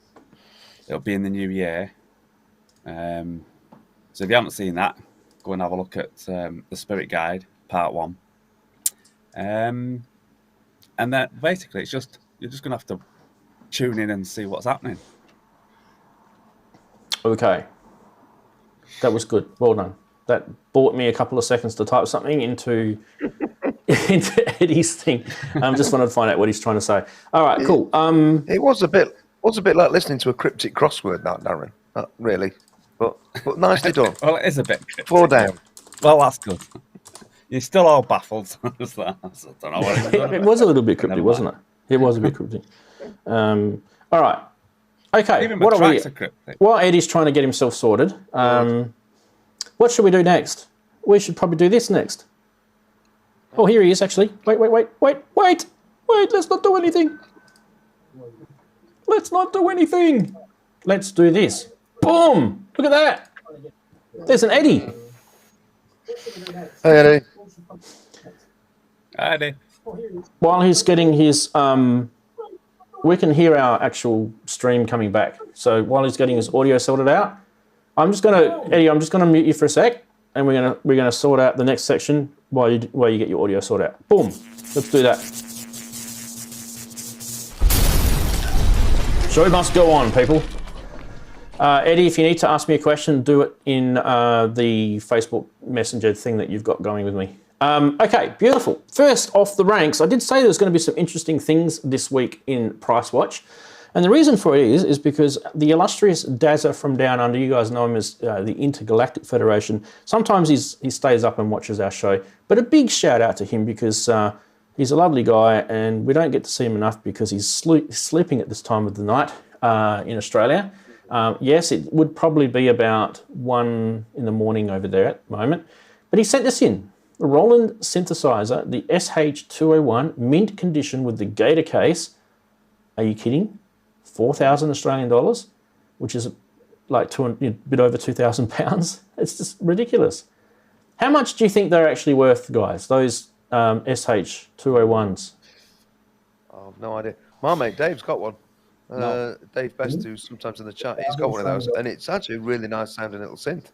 But I wouldn't have thought it was £2,000 worth. I don't think they're that rare, are they? Oh, they're definitely not rare. 300, 400 quid second hand? Yeah. Atto Z's just said 400-ish. Yeah, you're on the money. Euros, dollar, whatever, around that. You're spot on the money, mate. That's exactly what they're worth. So that's nearly 10 times that price. So yeah, that's just crazy. It's crazy stuff. Japan. Doesn't matter. They always seem to stick funny prices on when they're in Japan, don't they? Anything from Japan. Look at the price of the postage. That's just insane. Yeah. That's insane. I know COVID, stop using COVID as an excuse. Seriously, people. And he didn't stop there, Dazza. He also sent this one in. I thought this was brilliant. So what you're looking at here is not an SP404 for $234 Australian, which would have been an absolute bargain. This is just a little carry bag from Japan again. I don't get it. The synth costs $300 to post, but the bag costs $4 to post. It's like, where is the sensibility in like someone in the freight industry can explain this stuff to me? I know it's to do with you can make 4 payments if you wish. You can, yes. So you don't have to pay it all at once. He's had 99.7 positive feedback, and he's had 2,648 transactions. I would say he's doing pretty well. He must be a bloody millionaire then. Eddie, is your audio working? Talk. No. He's had 99.7. No, I can still hear my stream coming back through him. All right, beautiful. Let's go on. Thanks, Dazza, for those. This one came from our Discord group during the week, and this one was from a guy that's in the Discord group called Darius. He's based. A big shout out to him. He watches the show on replay because he's based in LA. And check out the price of these cables. This is not. Oh, I know. This is kind of where you start getting into the real sort of high-end cables. But look at the diamond column on the right. Like, what is it? $1,500 for a 5 meter. Like, this is just becoming insanity. What does this thing do? Make you coffee, vacuum your house, clean your studio? It doesn't That's do a anything lot of money. than something like a 25 quid cable would do. Yeah. I'm just going to quickly keep testing Eddie to see if his audio is working. Nope. Can you hear me? Oh, yes, we can hear you. Don't change anything. Okay. Give me a second. All right. All right, we'll go back to the next one. So, and this one was sent in by Synth Addict, who's Andy, who's in the chat. This is a Waldorf Wave. 16 voice, blue edition. 30,000. This is in US dollars because Andy's based over in the sweet location of Silicon Valley in the US, the United States of America. This one is actually in Roma in Italy, if you want to get it, from a guy called Synth Collector. Obviously, I've seen that guy before. I have seen Synth Collector stuff before. Is it worth 30,000 US? Hello. 1, 2. We can hear you, Eddie. Here we go. It's very beautiful. 1. Kent's just said he's got one in the garage. He would have, wouldn't he? Oh. He's got everything in that garage. His garage must be like the friggin' TARDIS. I reckon it's a tiny little like wooden garage thing, and you just go through like a single car roller door, and you walk in there, and it's like the Colosseum inside. I want a guided tour of the garage next time. We do. We want to. We have to get Kent on this show, and he can do a guided tour. It's worth £30, is it? Oh yeah, 30 quid. Worth 30 quid. Yeah. Oh dear. Ken can be very rude about certain bits. It's really quite hilarious. I still think it's lovely, Kent, even if it is only worth 30 quid in your eyes. Beautiful. I don't get offended when people bag sense out. I don't get offended when people bag sense out. I mean, what's getting offended going to do anyway? Right, that is the end of Price Watch. Hooray! Brilliant. We made it through to the end of Price Watch, but guess what?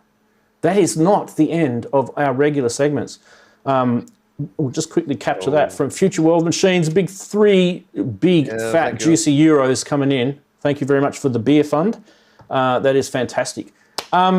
We have got the very person right below me here, Eddie, trying to keep a straight face right now. I'm giving his head a bit of a massage. Hang on, let's see if I can. There we go. I'm having too much fun today. Okay, let's go to the next segment. Let me just get everything working. Sorry, guys. Your audio was working before, Eddie. What are you throwing your hands in the air for? He's happy to be on. You can, if you want, just write stuff on paper and show up on the screen in front of your camera. Ah, dear. Okay. Bob Dylan style. Yes. All right. We are going to roll a stinger. If I can find the stupid stinger. Oh, you want me to wait? I think he wants to have audio during this segment. He does put a lot of effort into this stuff. Damn it. I can hear you. Oh, no, we can hear you. We can hear you. We can hear you. Just talk. Just say something. Can he hear us? Hello. Yes, we can hear you. We can hear you. Yes. My problem is I have a sound loop in my head. My system is feeding itself. Ah. Well, hello. We can hear you. There's no loop this end. It's only your end that's looping. Yeah, So the you can- problem is I can hear you 3 times in a row. No, it's So we- So if I'm we say back in. things, Echo, if we say echo, things 3 echo, times, that means you'll hear it 9 times. Yes, at least 9. 333. Yeah, I know. All right, let's. I had that in the early days. It's annoying. You can't concentrate. You can't get anything. You just can't talk because Let's do this. I'm Come on, triple. let's do it. Let's do it. Go. Everybody's favorite segment, Name That Synth. Yes, this week, as I said, has been another contributor from Eddie, who's here with us, which is nice to have him because he does put a lot of effort into these videos. And I'll tell you right now, we unless you've done one of these videos, Daren's done one, I've done one, Eddie's done the most, they don't take 5 seconds to do. They do take a bit of effort, and I do want you guys to acknowledge all the hard work that goes into making this segment for you guys. It is enjoyable, but why don't we play it instead of crapping on? If I can get my mouse to work. There it is. Here we go. Now, okay, before I play it, let me just tell you, just if you're new and you're not sure what to do, as soon as you've worked out what the synth is, jump into chat. Actually, before we go to this, let's just quickly acknowledge the £20. Wow, nice and generous from Kent for Andy's base station repair fund. Oh, didn't even know he needed that. Okay, we're going to have a bit of a chat Kent's about got that. it. Oh, and another one's just popped in. Beautiful, from David. Thank you very much, David. It was very nice of you. $4.99. Okay. So while we've got you, 13. while we got you guys in chat, that's where you need to put it. If you're watching this stream and you're watching it live right now, when you watch this video over here, as soon as you've worked out what this synth is, you need to jump into the chat room and then you need to write the name, the model number, the manufacturer of the synth. Ready? Go.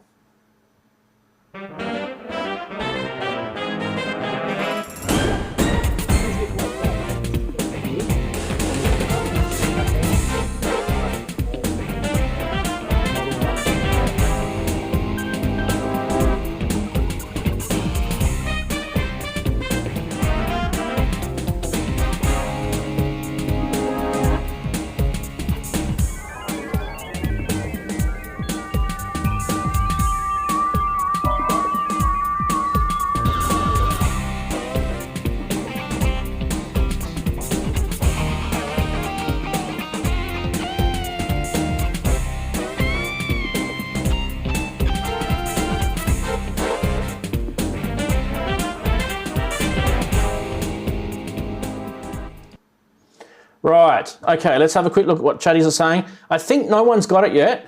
Let's quickly get Eddie's audio back up again. So Future World Machines thinks it's a DX2000. Henrik thinks it's a D110. Wagoo thinks it's a lot of M's. Brooksy thinks it's an MT32 Roland. Yeah, my typing's crap. Yeah. Kent says sound canvas every week. I reckon he says sound canvas just every week. Just writes sound canvas. He's stuff you guys. Yeah. Future World Machines thinks it's an MT32 as well. It's not just me. TQ5 from Cresshead. TQ5, that's a good guess, isn't it? PSR? Question mark from VE. MT32. It's the second MT32 guess there. Kent's thinking it's a blue whale. What the? Is that like something from the Kate Bush series? And Adozir thinks it's sound canvas. Wagoo is really cold with his suggestion. Azio Head's thinking it's Integra 7. Definitely General MIDI. Ooh, maybe. D20 we've got. It's MIDI clipping. It's all going loopy. Kawaii, K1R. Lisa thinks it's a lol Kent. I reckon that'd be a cool name for a synth. A lol Kent. A lol. All right, no one's got it. Nobody's got it. We're gonna put you out of your misery. Here we go. Let's go.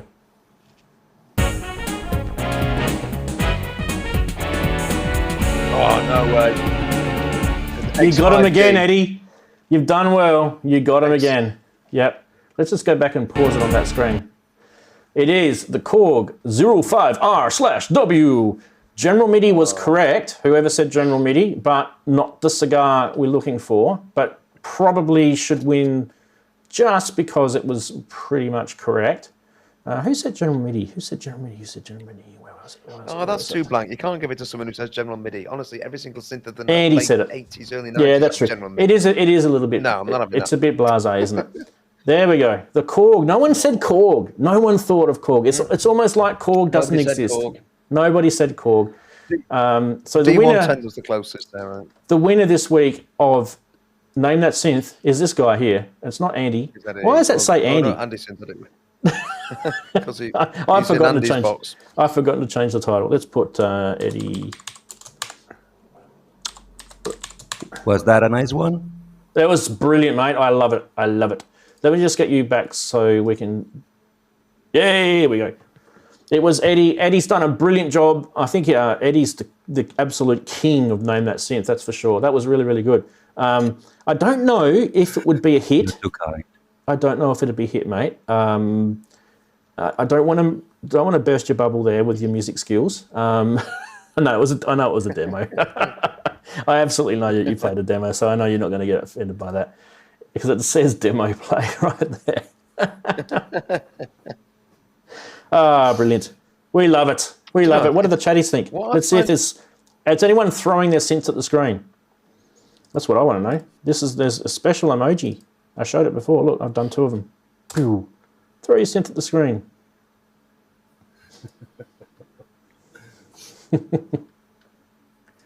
There you go. Beautiful.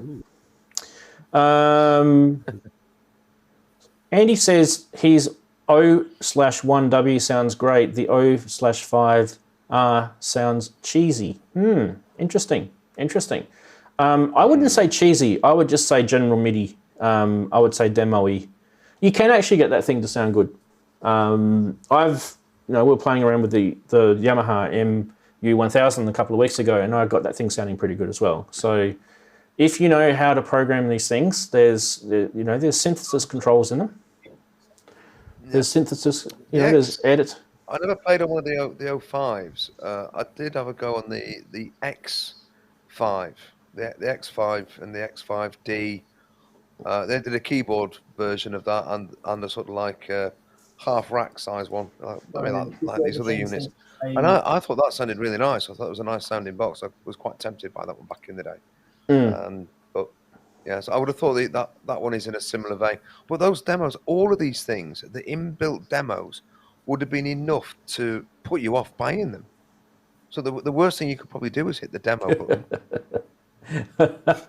I think everyone does hit the demo button, Eddie, and I think that they hit the stop button a millisecond after they've hit it.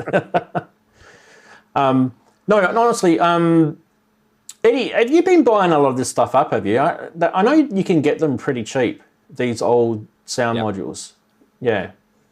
Yeah, that's exactly why I can afford them, because they're pretty cheap to find. Yeah. So, how long did you have this one for?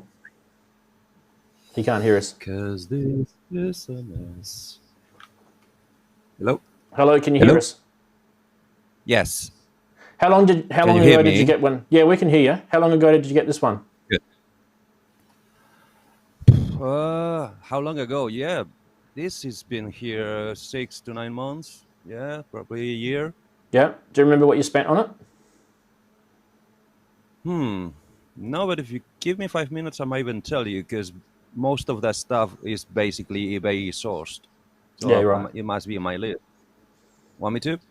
Yeah, only if you want to. Just share with us sort of what things. Just out of curiosity, because we do like to do prices on the show. If it's not too hard. On that. Yeah, for sure. No. We'll go to the chatties and see what they've been saying. Kids love the demos, says David. Wigoo says he loves some of the old Yamaha PSS demos, but totally impossible to actually recreate. Yeah, I know. That's the thing. They program stuff in whatever computer it was to create the MIDIs, to create the sequences, but there is absolutely no way you can actually get the synth inside the actual synth itself to do what those demos can do. But then if you do have a DAW of the time that had MIDI and access to some of the parameter editing software that was around at the time, usually you can get pretty close. One of the things I had in the early days was I had a Roland XP10, similar to what Darren's got, but a very cut down version. And I used to connect that up through a Roland MIDI interface onto my then, it would have been an old Pentium sort of IBM clone computer, and Cakewalk as the DAW. And I used to get that thing to do heaps of stuff. So general MIDI isn't necessarily bad if you know how to use it. Lots of bands use general MIDI as backing tracks to play certain instruments when they wanted to fill their band a bit more out on the stage. So it's not the worst thing in the world. It has a bit of a tainted name, I think. I thought Korg did a pretty good job of the general MIDI sounds. I thought, some companies didn't do a very good job of general MIDI. Some companies did. They're supposed to sound the same, right?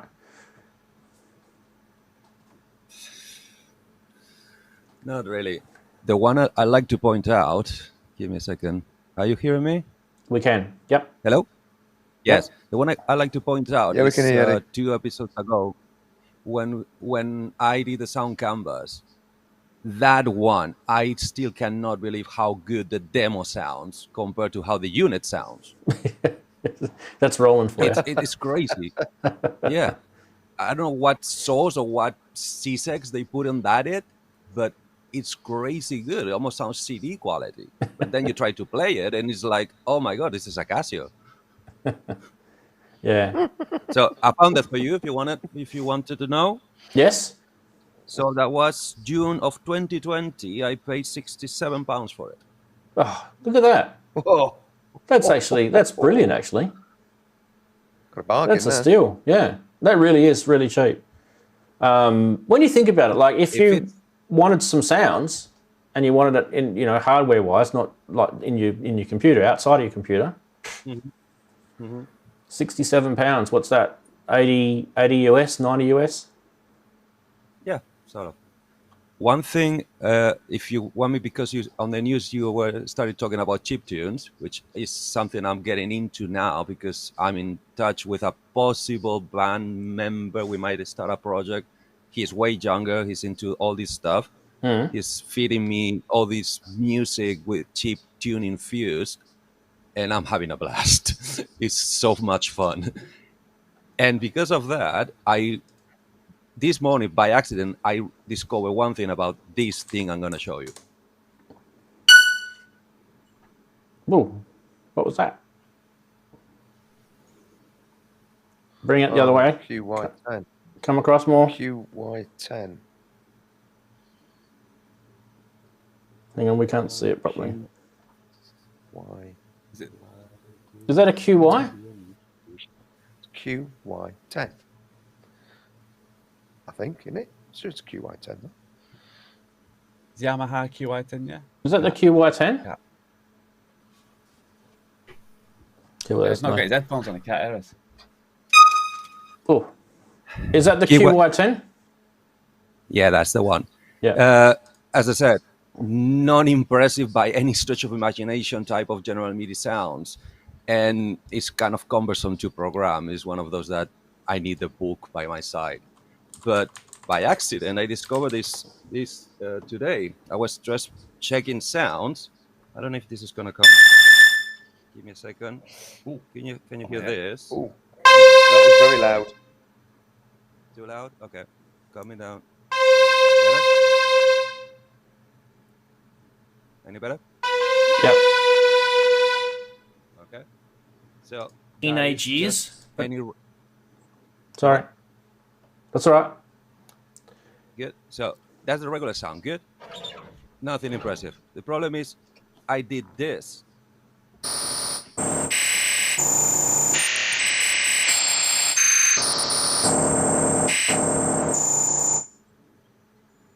Wanna chip tunes? Tons of it. It's a bloody glitch machine. The range that it can trigger through MIDI is so big that goes beyond the sample size. So you make it so small that it becomes glitch.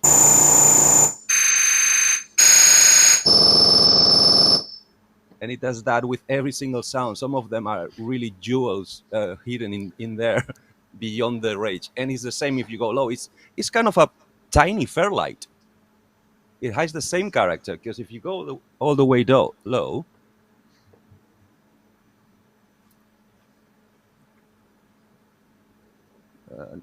give me a second because I need to hear myself. And he's protecting Andy's going his low, you're ears. all right.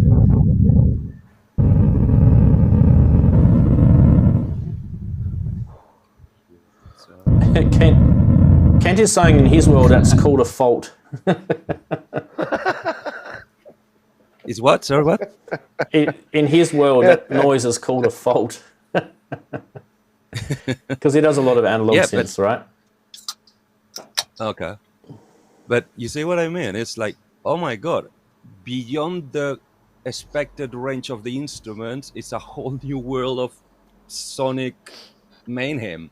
And I think I paid £20 for that one. Yeah. Cool. Yeah. Hey, so speaking of chiptunes, a while ago, I actually did a video on my channel, and I'll share it with you guys a bit. I won't play the whole video, but I'll sort of skip through different things. What I actually did, you might actually find this interesting, Andy. I grabbed my Commodore 64, as you can see here, and I also grabbed the Roland A01. And the Roland A01 is actually an 8-bit chiptunes Roland Boutique type synth. Anyway, so let's play a little bit of this. Do something different this time. As you can see, I've got here a Commodore 64, a love of my earlier. See if we can fast forward this a bit. What we're going to do is load the Commodore 64 And we're going to load the computer up, and I'm going to play just a file browser. Here we go, let's fast forward a bit. Mando, it was written by a bloke called Rob Hubbard, and in a sec, we'll hear it.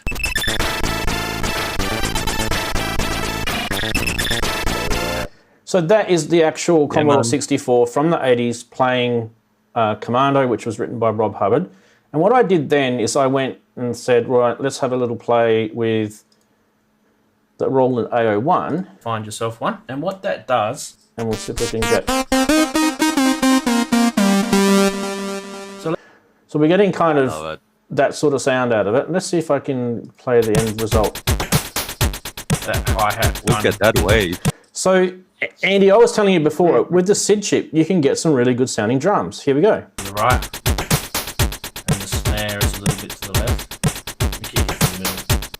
We're building. So that was just sampled in. Anyway, let's see if I've got the end result.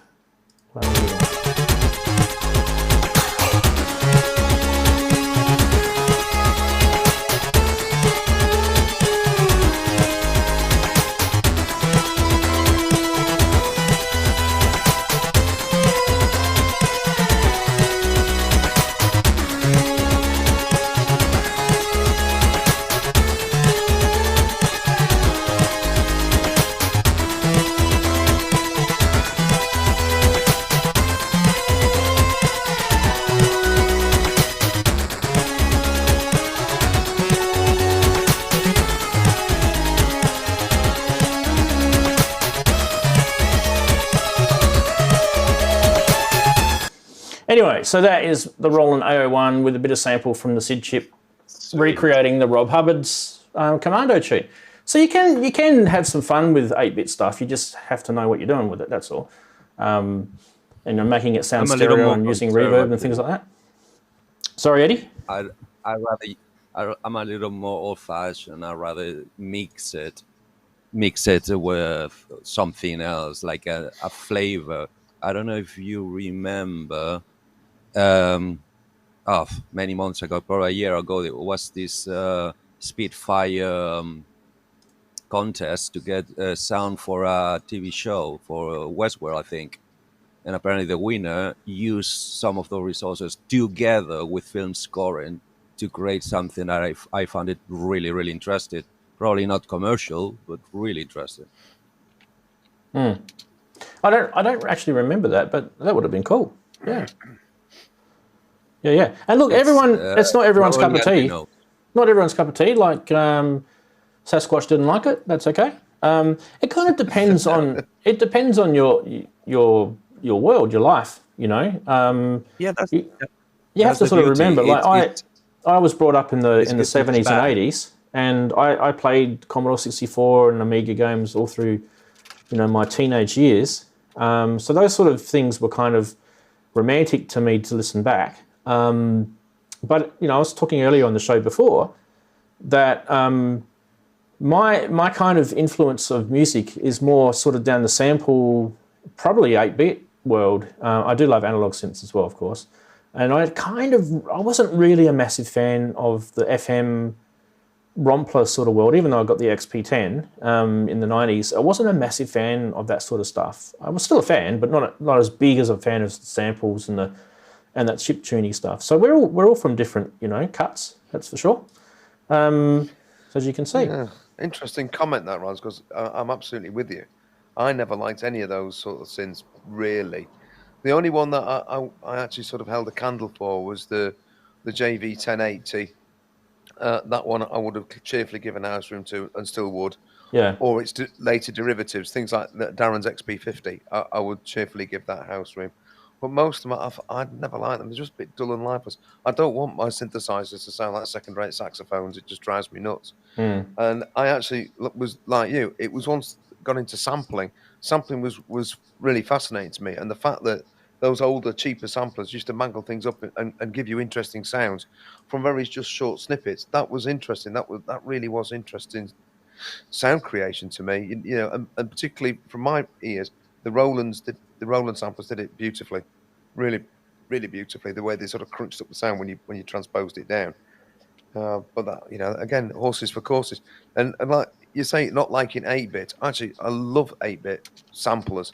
The sound of a Fairlight is just joyous. The Series 2 Fairlight, I mean, Robbie was demonstrating that last week. It's just those 8-bit sounds sounded fantastic.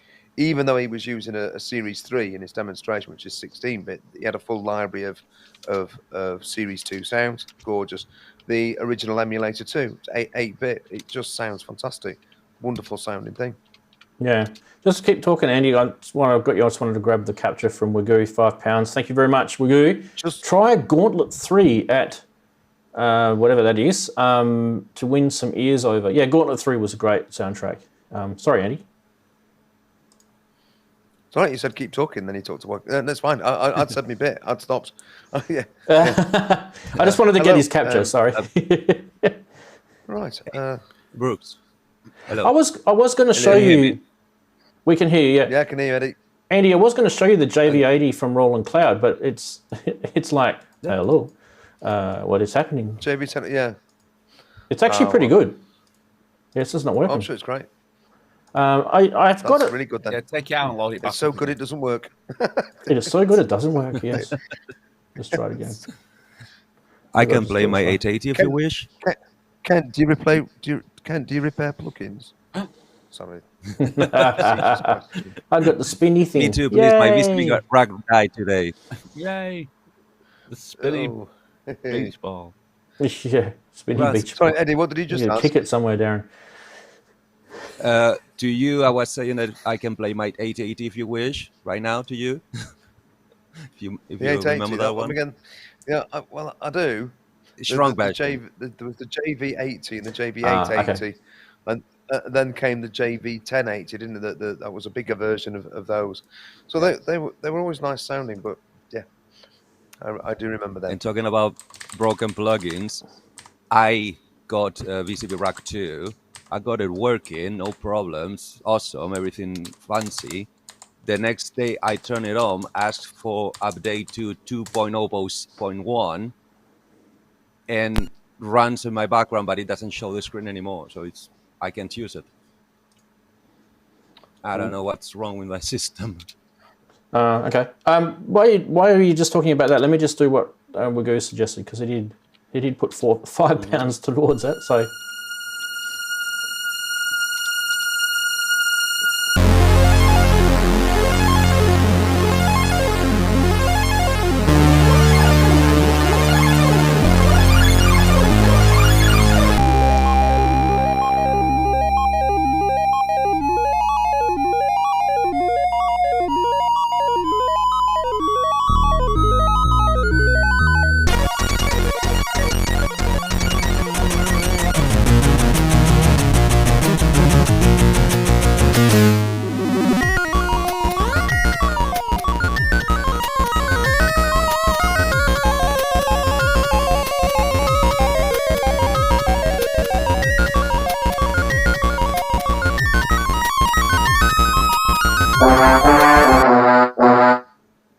Oh, what was that? That definitely wasn't a video.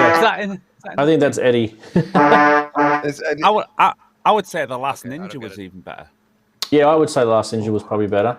There's one more. There's one more that I want to play. I don't know if I'm going to get stung for this, but anyway, we'll try. Let me just see if I can get this up. I did a recording. So what I did is I got 2 Commodore 64s, and I muted a voice on one of them and muted a different voice on the other, and I recorded each into the left or the right channel, so it made like a stereo kind of effect. So I'm just waiting for this thing to come up, and I'm just going to play it so you can hear there's nothing to look at. It's just it's on my SoundCloud page. I'm just trying to find it. It's right down the bottom somewhere. Sorry, it's scrolling. Here we go. Let's see if this works. The chippy.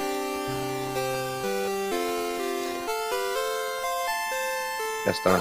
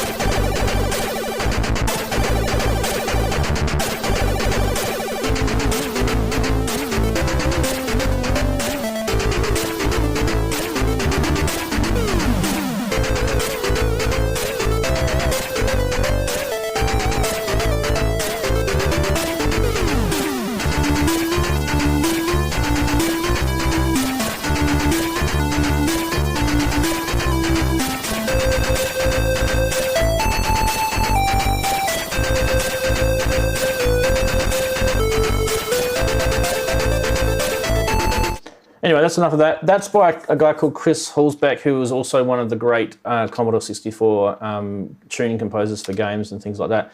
And some of these guys didn't just write tunes for games. They also wrote these demo tunes, and they just, you'd get a magazine and there'd be like a floppy disk on the cover, and you'd chuck it in, or it might even be a cassette if it was that old, and you'd chuck it into your Commodore 64 and there'd be a tune on it.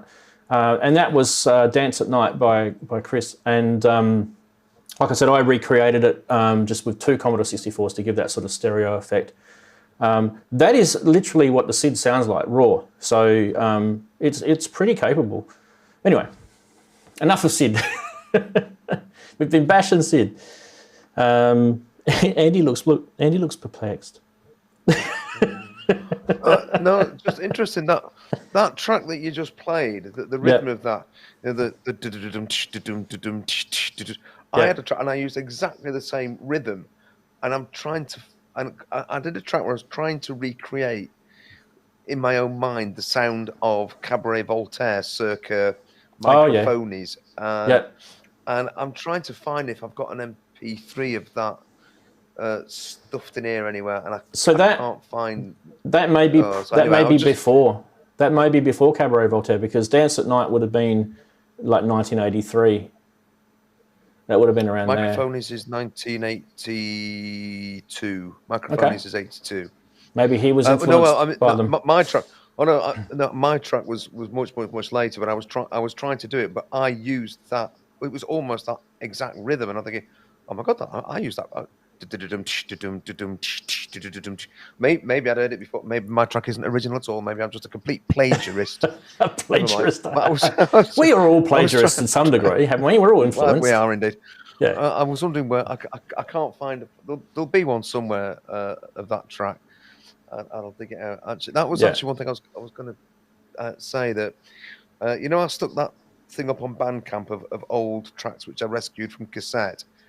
I'm going to do the same for old digital tracks, which were recorded digitally, like either to direct to CD or to DAT, which have also been sort of I've been trying to archive and that track was one of them. But I'm trying to work out where on earth I've stuffed it. So that I'm going to put those up on Bandcamp sometime soon, but I'll let you know when that happens. Oh yes, please do. But anyway, right, absolutely. Yeah, we'll do. Yeah. Lots of people really don't like 8-bit stuff. I actually didn't realise it. We've upset people. That's fine. Look, hey, I don't like hip hop, and that's going to upset people as well. I absolutely cannot stand hip hop, and every single time I friggin' turn the radio on in my car, every single song that's in the top 40 has some sort of hip hop genre influence, and it absolutely does my head in. Can you people stop writing hip hop tunes? It's just absolute crap. Anyway, so yeah, well, you know, we can bash 8-bit, and I can bash hip hop. No, you won't be able to change my mind. Not being a big hip hop fan myself either. I was going to ask you whether you've heard of a guy called Michael Franti. Have you heard of a group called Disposable Heroes? Nope. Or Spearhead? Wide berth hip hop, like wide berth. Think of Indian Ocean. I'm going to send you those. Between me and hip hop. I'll give you the. Yeah, all right. I'll send you just the names and go and discover Disposable Heroes of Hypocrisy and Spearhead. I'll tell you, you might actually think differently because that's what Future Will said. 8-bit hip hop. 8-bit hip. Well, why not? Well, Actually, I might actually like that. Because at least it won't be crap. At least it'll have some sort of like decent sort of music effort in it. Yeah, look, when I say hip hop, I mean the modern hip hop. I don't mean there is an older hip hop that's actually not too bad. The modern hip hop I'm talking about, the stuff that's right on the radio right now. Yeah, 85 to 90. Yeah. But some of the grime stuff that's coming out of London and other places in the UK, that's actually pretty full on and quite impressive too. Although it won't be everybody's cup of tea. Look, we are all allowed to have our little idiosyncrasies, and that's what makes the world a beautiful place because, you know, this is why there's so many spice of life. Exactly. Great. It is. It's good. I was talking to a guy the other day who said the same thing about techno to me. He said, I hate techno. I can't stand it. All it is just 4 on the floor and like some synth sequencing through a filter, and that's pretty much, you could just about write every techno song based on that. Yep. Yeah, but then he probably has, but it sounds so good. That's it. Secret's out now. 4 on the floor with a half-beat bass and a sequence synth filtered through it. Yeah, it's techno. But no, it's not. I love techno. So, you know, you're not going to get me off of that. I mean, I spent my 90s, young adult years listening to Prodigy and, Chemical Brothers and, like, crazy stuff. So, absolutely, Orbital. And it's just love that stuff. It's brilliant. Trance, I love it. Can't get me away from that. Anyway, so if you... Exactly. We've seen your T-shirt, Darren. If you're into 8-bit tunes, if you're into... classical, it doesn't really matter what you're into as long as you love it, and that's the most important thing. If you get something out of it, that's the most important thing. I can see Eddie getting himself a Commodore 64 or I don't know, or, some sort of SID thing. I can just see him doing it. You can't hear you, mate. We can't hear you. Huh? Well, while we're waiting for Eddie to sort his sound out, I'm going to say that Darren's got a big knob and 4 nipples. Oh, Jesus. Oh, it's that bad. Hang on, let's wait for this title to disappear.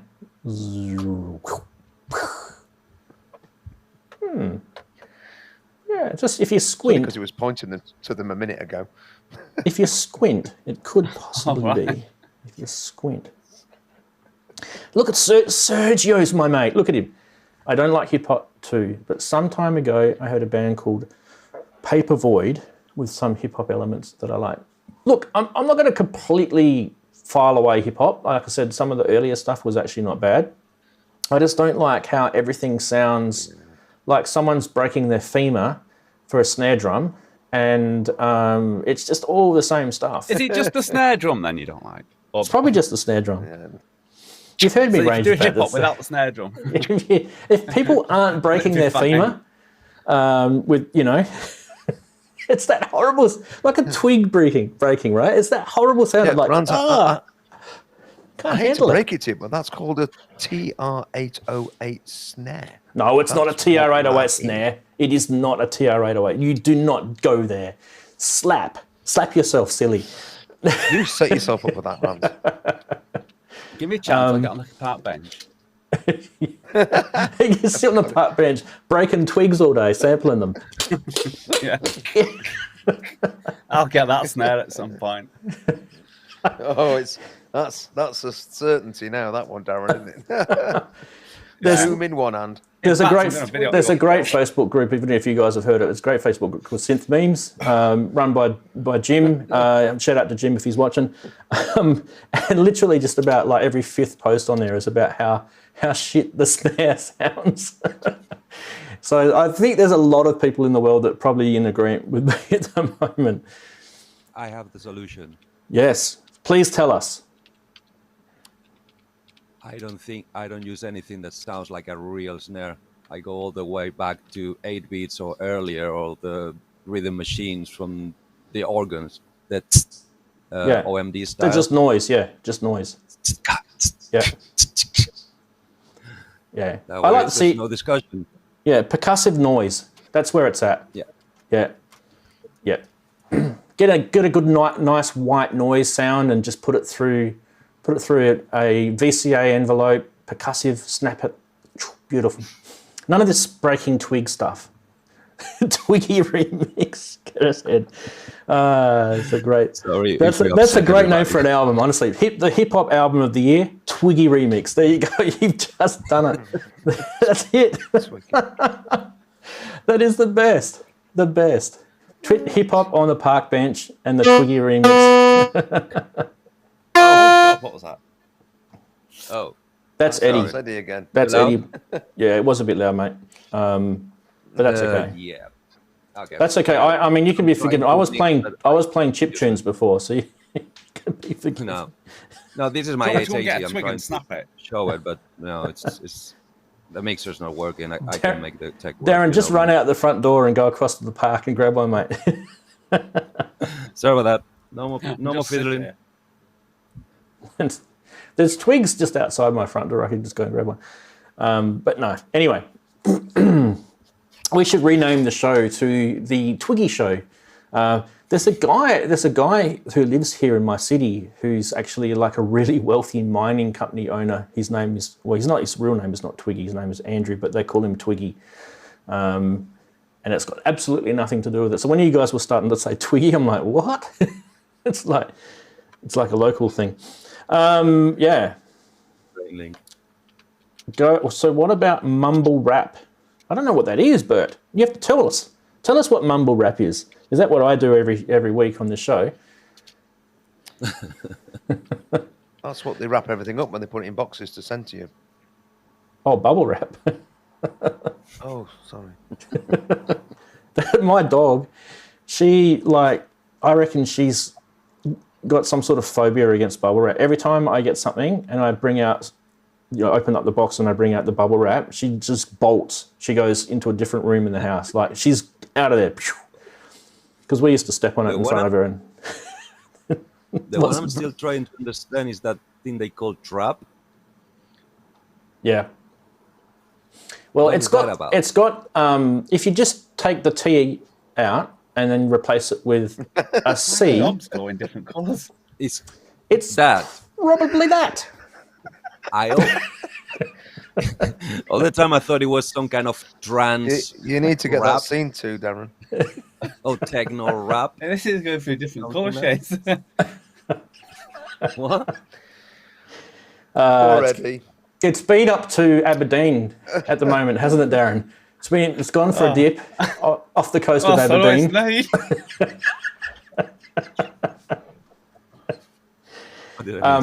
Right now, Darren is experiencing some shrinkage. Okay. Yeah. Yeah. Eddie, just don't even bother trying to work out what's going on right now. Right? No, he knows. Seriously. He knows. I won't. I trust you. You're the serious head in this meeting. David's even saying that he's learnt a lot from this show. Not normal, that. I feel sorry. I feel sorry for you, David. I really feel sorry for you, mate, if you're learning from this. Okay. It's getting towards the end of the year. Inverted popes. I was We're trying to allowed not to do this. mention that there was a famous model called Twiggy, but you've just given it away now. And you.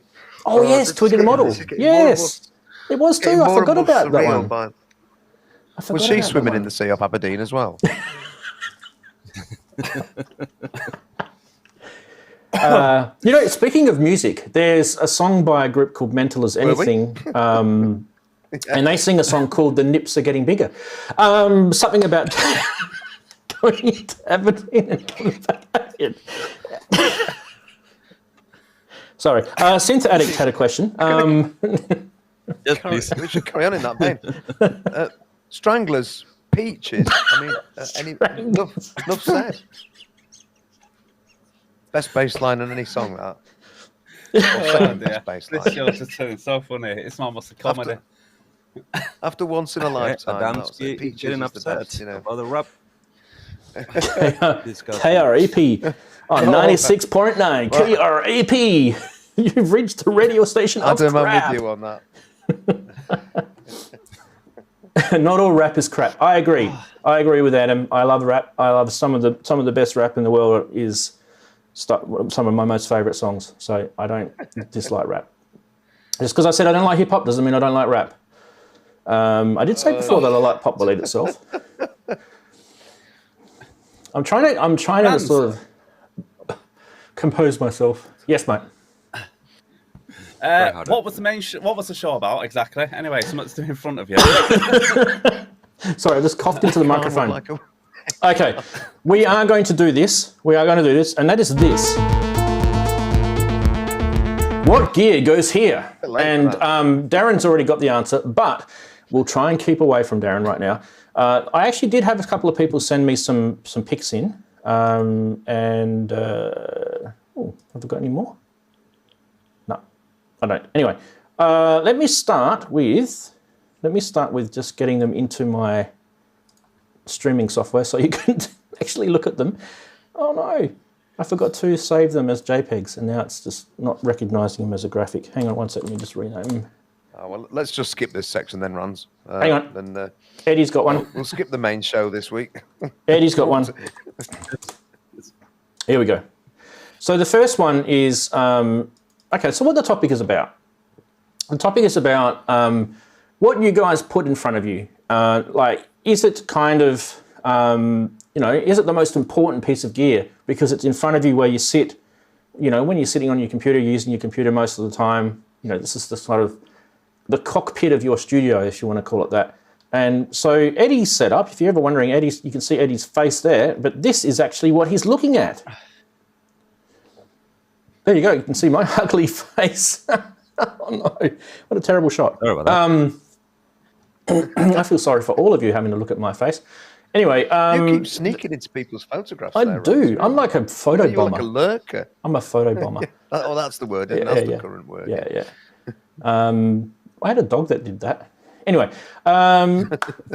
his name was Cody. Right, I can see the BCR 2000 there, which is a nice little MIDI controller, and we've got a. What is that? Is that just is that a monitor, Eddie, or is that like a touchpad thing? The plan was to have a touch screen, 5 inches smaller than that one, because I was after a 15-inch touchscreen, which funny enough, they don't exist, simply. And when I couldn't afford it, I said, okay, what's the next big thing? Let's get a regular monitor and let's get a 15-inch. A guy in eBay sold me a 15-inch that when it came to my place was a 19-inch. Yeah. So that's what you're looking at. It's a 19-inch regular, just upside down Dell monitor. That is what I use basically mixing or double screening basically. Okay. How are your KRKs anyway? Are they KRKs 5? Yeah. Sorry, I don't like it. Yeah, they're bassy, aren't they? They're a bit bassy. My problem is the boomy. opposite. Everything I hear in them, I mix to my amount of rumble. When I play them anywhere else, the Rumble's bass a is good gone. word. Yeah. So what's wrong with them is I used to have a pair. Is they lack mid range, and the bass is just not clean. It's very muddy on it. Would you agree with that? Everything flat to prevent deeps and curves or anything. Yeah. Have them flat, like in 0 dB on bass, on treble, and 0 dB on power. Yeah. And I find always the same problem. The mixes, I then need to go back and retweak and bring the bass higher because it's disappeared basically. Right. Yeah. You've got a like a fader port control to the right of your keyboard. Is that what that is? Yep, that's the one I got from your country, from Australia. It's a Frontier Alpha Track. Ah, Frontier Alpha Track. Cool. I haven't seen one of those before. There you go. And It's poorly now, once again. that Software just misconfiguration. that's a USB type thing, isn't it? It's connected via USB. The Alpha Track, yes. Yeah. Yep. All right. Why are you talking about screens and you want a nice touch screen? Sorry, I don't know where you can see that. There you go. These are pretty good. Sorry. So that is I'm allergic to Apple. No, that's not an Apple. That is a Microsoft Surface. Surface. Yep. Oh, yeah. And this is a touchscreen. I'm for that. Yeah. So Microsoft Surface Pro 4. These you could probably pick up for about 150 quid used. And I've had this one for years. Yep.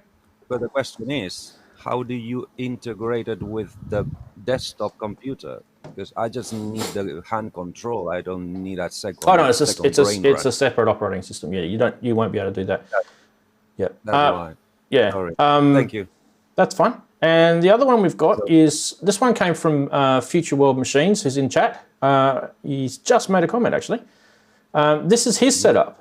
This is a nice, very minimalistic setup. He's got the Ableton Push on the left. He's got a looks like a Novation sort of controller on the right. I don't know if I'm saying that right or not. Is that a Novation controller on the right, guys? Or is that an Akai thing? Or is that a Korg thing? I don't even know what that is. And there's some similar sort of monitors there. And he's got a nice Blofeld down the bottom. KRK, are they? Yeah. Although newer KRK. Got some acoustic treatment. I haven't put any acoustic treatment in this room yet. You can hear it reverbing around with me. What's he got as an interface? Is that a Moog? No, it's a Behringer. Behringer. And then he's also got an overhub, let's see the top of my head there, a Electron overhub. They're actually pretty good, those overhub things. I don't know, we should ask him what he thinks of it. That's a very neat setup. Very, very neat. Let's have a look what he says in chat. Hasn't said anything yet. Novation! Yeah, I thought it was. Novation XL? Possibly. It just looks different when it's on an angle. Nice. Anyway, if you guys want to do, if you do want to send in your what's in front of you, you can do that on Discord. Front of that. If you haven't done that yet, that is the Discord address. It's free to log in and join. Discord is a free piece of software. It's not a scammy thing. There's the Discord address. So please join in that. Daren, did you want to turn your camera around, or you're not prepared to do that? It's up to you. I can't turn the camera around. It's fixed right above my knob. Yeah. Jesus. We are in trouble. It's literally fixed just above it. We are in trouble. We are definitely in trouble. It's literally fixed above my knob here. Look. I believe you. Let me. I mean, I've got a video which shows the video of me stripped down. It shows you the actual. Look at the video of you stripped down showing your knob. No, Daren, just stop right now.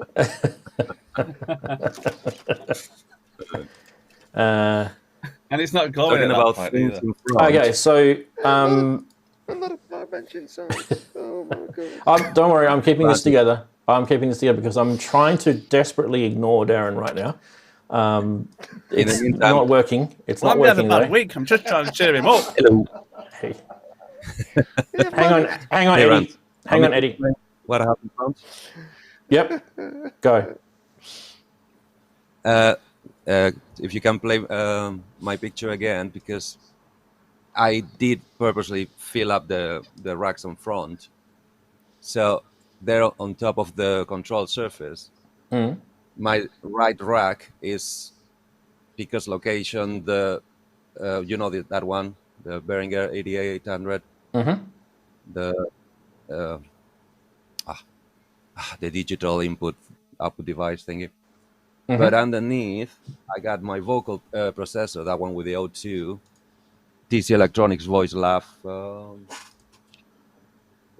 Can't read right now. That's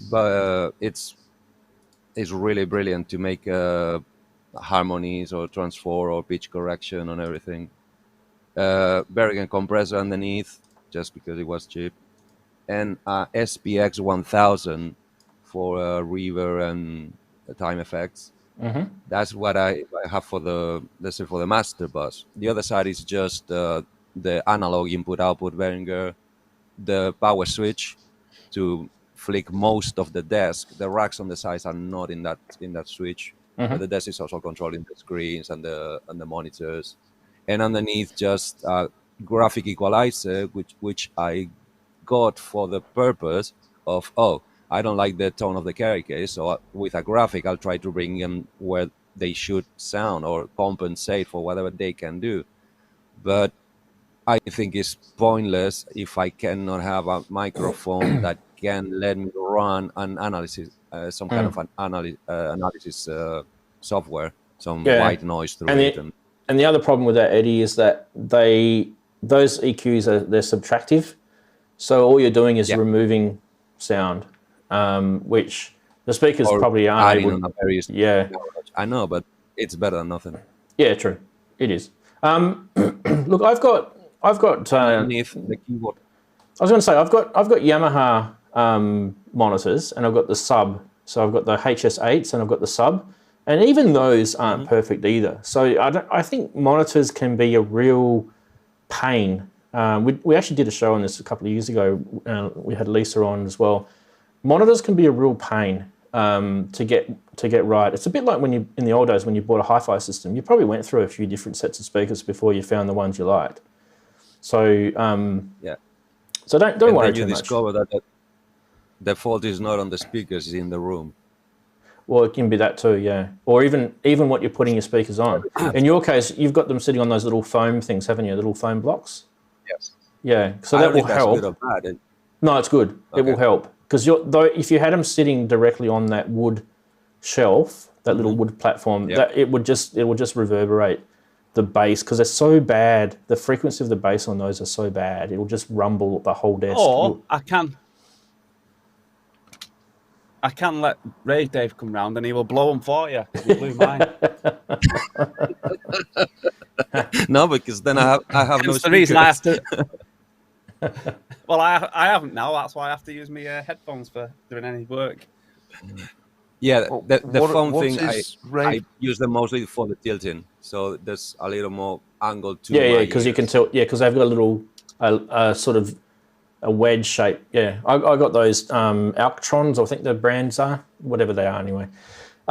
They came with it. I need to move on. I'm going to show Robbie Puricelli's, because he sent that in through the Facebook group. So,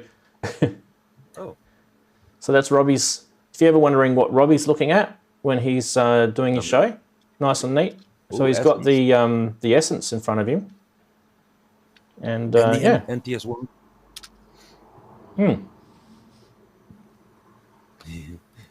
the NTS1. I think there's a little Behringer mix, isn't it, on the left? Yeah. Yep. I think I can just. I'm surprised of the moment. I'm surprised at how people keep their desks so clean. Like my desk has got coins and pens and notes and crap all over it. Yeah, but if you knew you were going to send a photograph of it to somebody, you'd tidy it up, wouldn't you? You would a little bit. You would, yeah. Of course not. Yeah. Why would you? I'm just wondering is Jim still in the chat or has Jim left us? Is Jim still in there? No, Jim's that's a despair. Yeah. Oh, we're going to show Jim's anyway. So that's Jim's setup. Ooh. Oh, nice. Interesting stuff. What's that? So he's got a couple of monitors there. Couple of monitors. The big ones. The big ones look like a custom sort of job, don't they?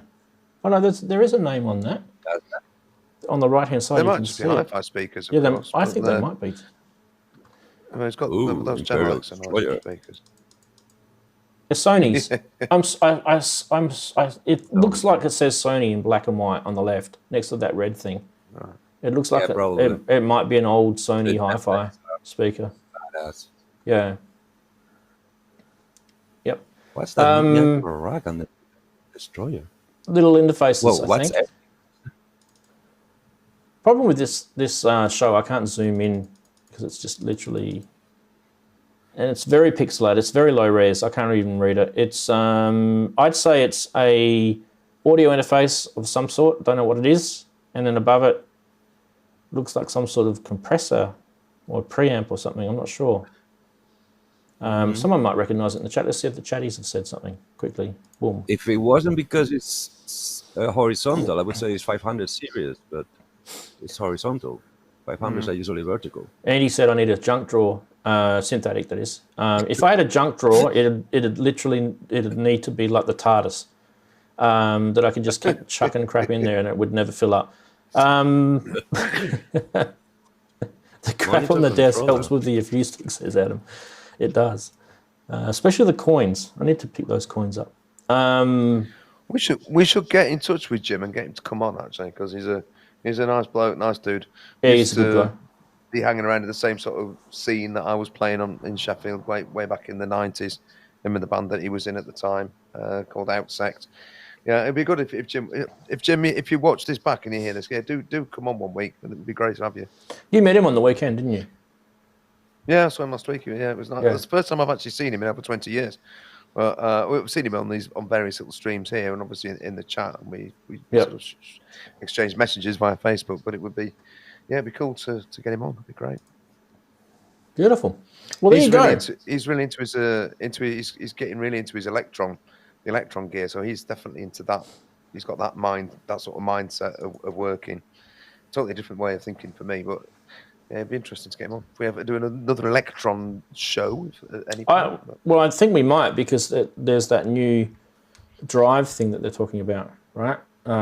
Which I haven't had a chance to sink my snoopy nose into. But yeah, while we're looking at what's on your desk, and I'm trying to make it so it's not so bad looking, you can actually see what's on mine. There you go. So I'll just wave hello. So yeah, that's my little glass, my glasses wiper. I get foggy glasses sometimes, so it's not rag. Don't worry. That's a Roland A500 Pro. And yeah, I've shown you guys this before anyway. So I just have a MIDI controller at the moment. I sometimes put a synth up there. I think I had the DeepMind before for a while I was mucking around with it. But yeah, I don't really need anything else. You can see me mucking around with the stream software there. See, look at that. Whee. So yeah, I just find that I just have a big mouse mat on the table here in front of me. It's one of those really big mouse mats. It's probably, that sort of size mouse mat. And these desks are those IKEA desks I've taught you guys about before, the Lenmans or whatever they're called.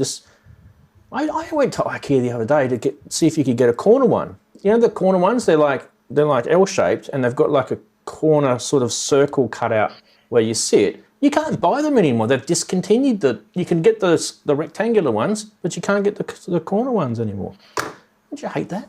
Mine's got all cracks on it, so I wanted to replace just the top. Keep the legs, of course, but replace the top, because they're pretty cheap. They're only like $70.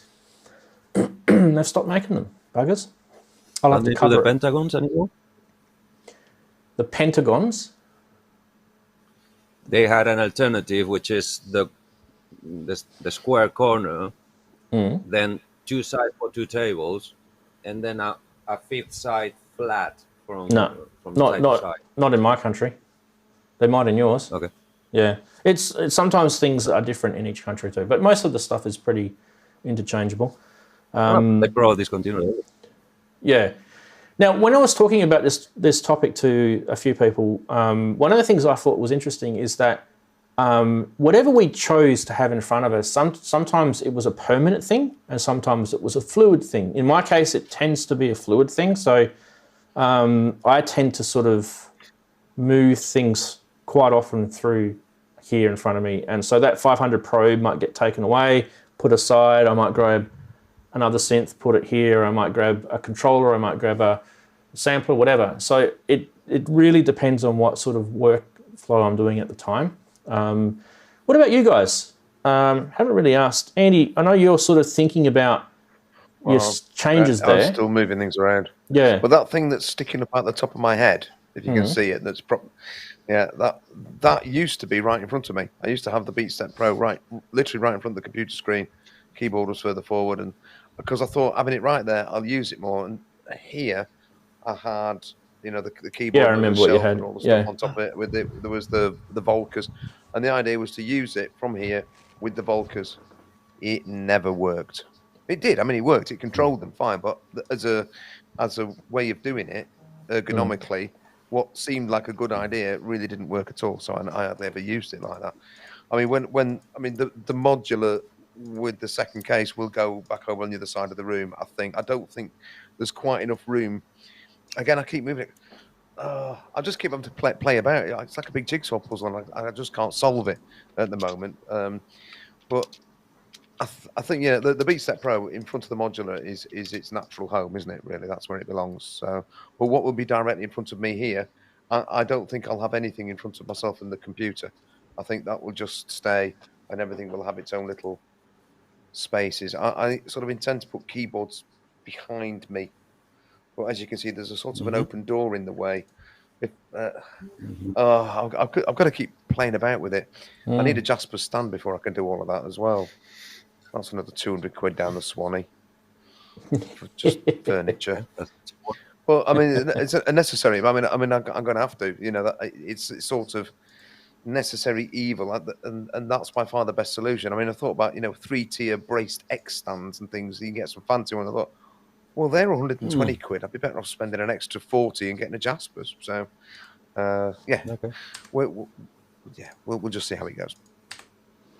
Have you thought about indeed. on board? Yes.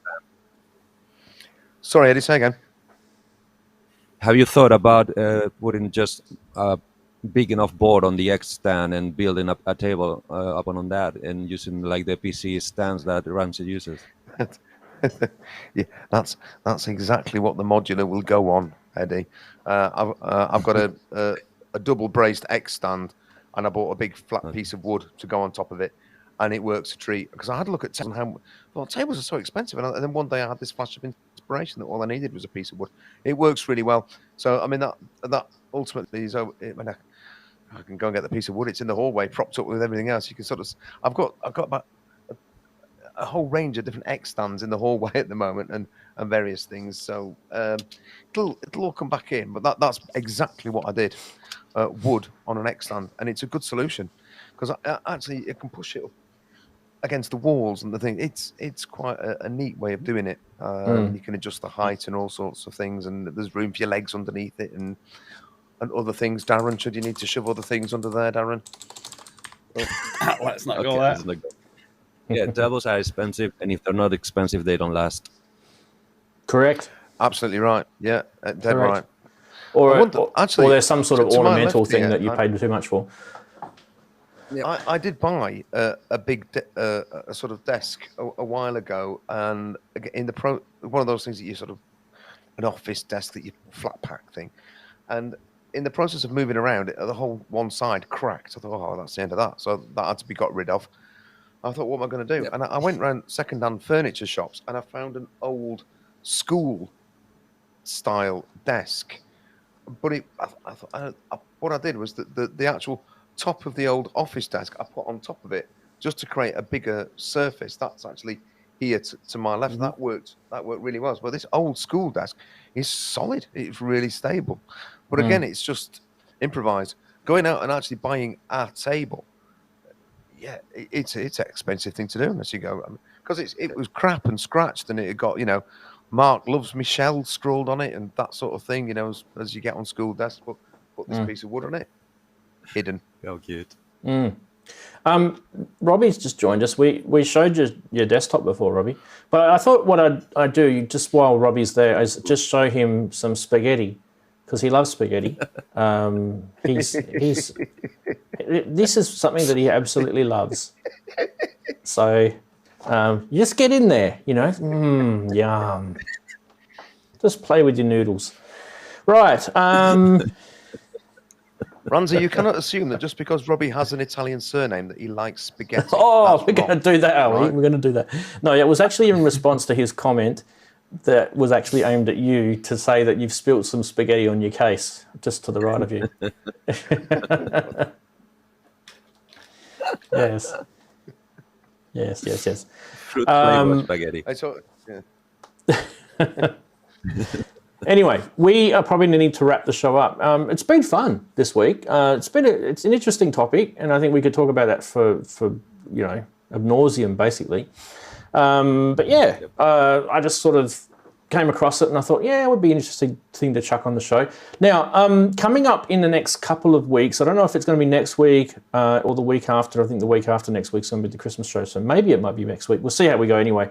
Henrik and I have been, well, Henrik's done most of the work. We've been working on getting that content for you guys about mastering, which is something that we've been trying to do behind the scenes. So very, very soon we'll have a mastering show for you guys, and there's some really, really good expert comments on there, which we've already prepared. So we'll get that to you as soon as we can. So look forward to that. Christmas is coming up, so we'll do a Christmas show, of course.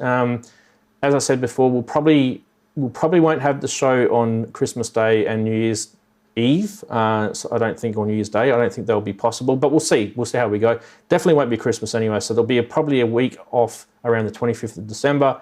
So go, instead of watching Synth Show, go and spend some time with your family if you can, or make some music or something. Just have a week off instead of seeing my ugly face anyway. Yeah, New Year I'll be down at my brother's for New Year. I think there's no firm plans yet, but I think that's what I'll be doing. So just keep those dates in your calendar, but definitely around the New Year, sort of second week of January, we'll be back in swing with a full new 2022 of gear and show and stuff to show you guys. So that'll be exciting, and hopefully I'll finish making my rack case by then. I've got so much to do over Christmas holidays, it's not funny. It's been really busy here in my family because I've had kids who have just been finishing their final year at school. I've got another child who's just finished her first year of high school, and it's just crazy.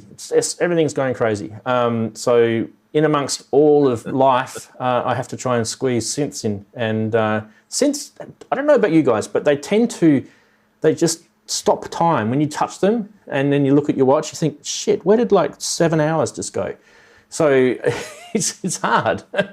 You guys know exactly what I'm talking about, I know. Quick wrap up from Daren. Behave yourself, but quick wrap up. Anything you want to announce or? Probably better not with me. No, I'm just leaving everyone to check out what they want to check out. Fair enough. Check your channel out. Yeah. Okay. Check the channel out. Tomorrow there'll be something. Daren. It won't be at 4 o'clock. Poker face. Poker face, yes. It won't be at 4 o'clock. It could be any time tomorrow. So it might be earlier. It's more likely to be earlier, actually. Because it's not on a set, go out at 4. So I will just put it on when I get up and start messing about in the studio. I'll send it out then. So, yeah. Yes. And if you haven't, Andy, watch Spirit Guide. It's a good video, good track, and it'll be a single next year. Okay. Andy, any last thoughts before we wrap up the show? I have no major plans. I will try to get that old digital recordings thing sorted out and put up on Bandcamp. The thing that will take me the most time is trying to create something that is reasonable artwork. That's always difficult, but I might have a chat with my dad tonight to see if he's got any cool photographs or something he can manipulate. So watch this space. Hopefully that'll be up by next Saturday. Fantastic. And Eddie, big thanks again for doing the segment. Love your work. Any news from you before we part ways? Trying to squeeze some time to try to prepare hopefully next week's or the next project and name that synth. Told you I have some big plans about that one. Okay. And hopefully starting a new musical project. More synth heavy, way more synth heavy. Oh, ooh, we like the sound of that. Fantastic. Time is crucial. Fantastic. And also, big thank you to everyone who's stuck it out for 3 hours in the chat. Wow. Where did that time go? That went so quickly. I'm actually feeling tired, but I actually really thoroughly enjoyed the show today. And it was really nice to have everyone in chat. So appreciate all your efforts to spend a little bit of your Saturday with us. Much appreciated. While we're saying that, make sure you guys press record. There's a tip from Ranzee for the rest of the week. Whatever you're doing on your synths, just make sure you press record, and hopefully you can get something like recorded. That would be good. If you can't do that, then just slap yourself across the face. On that note, we will see you later next week. Toodaloo. Bye-bye. Bye.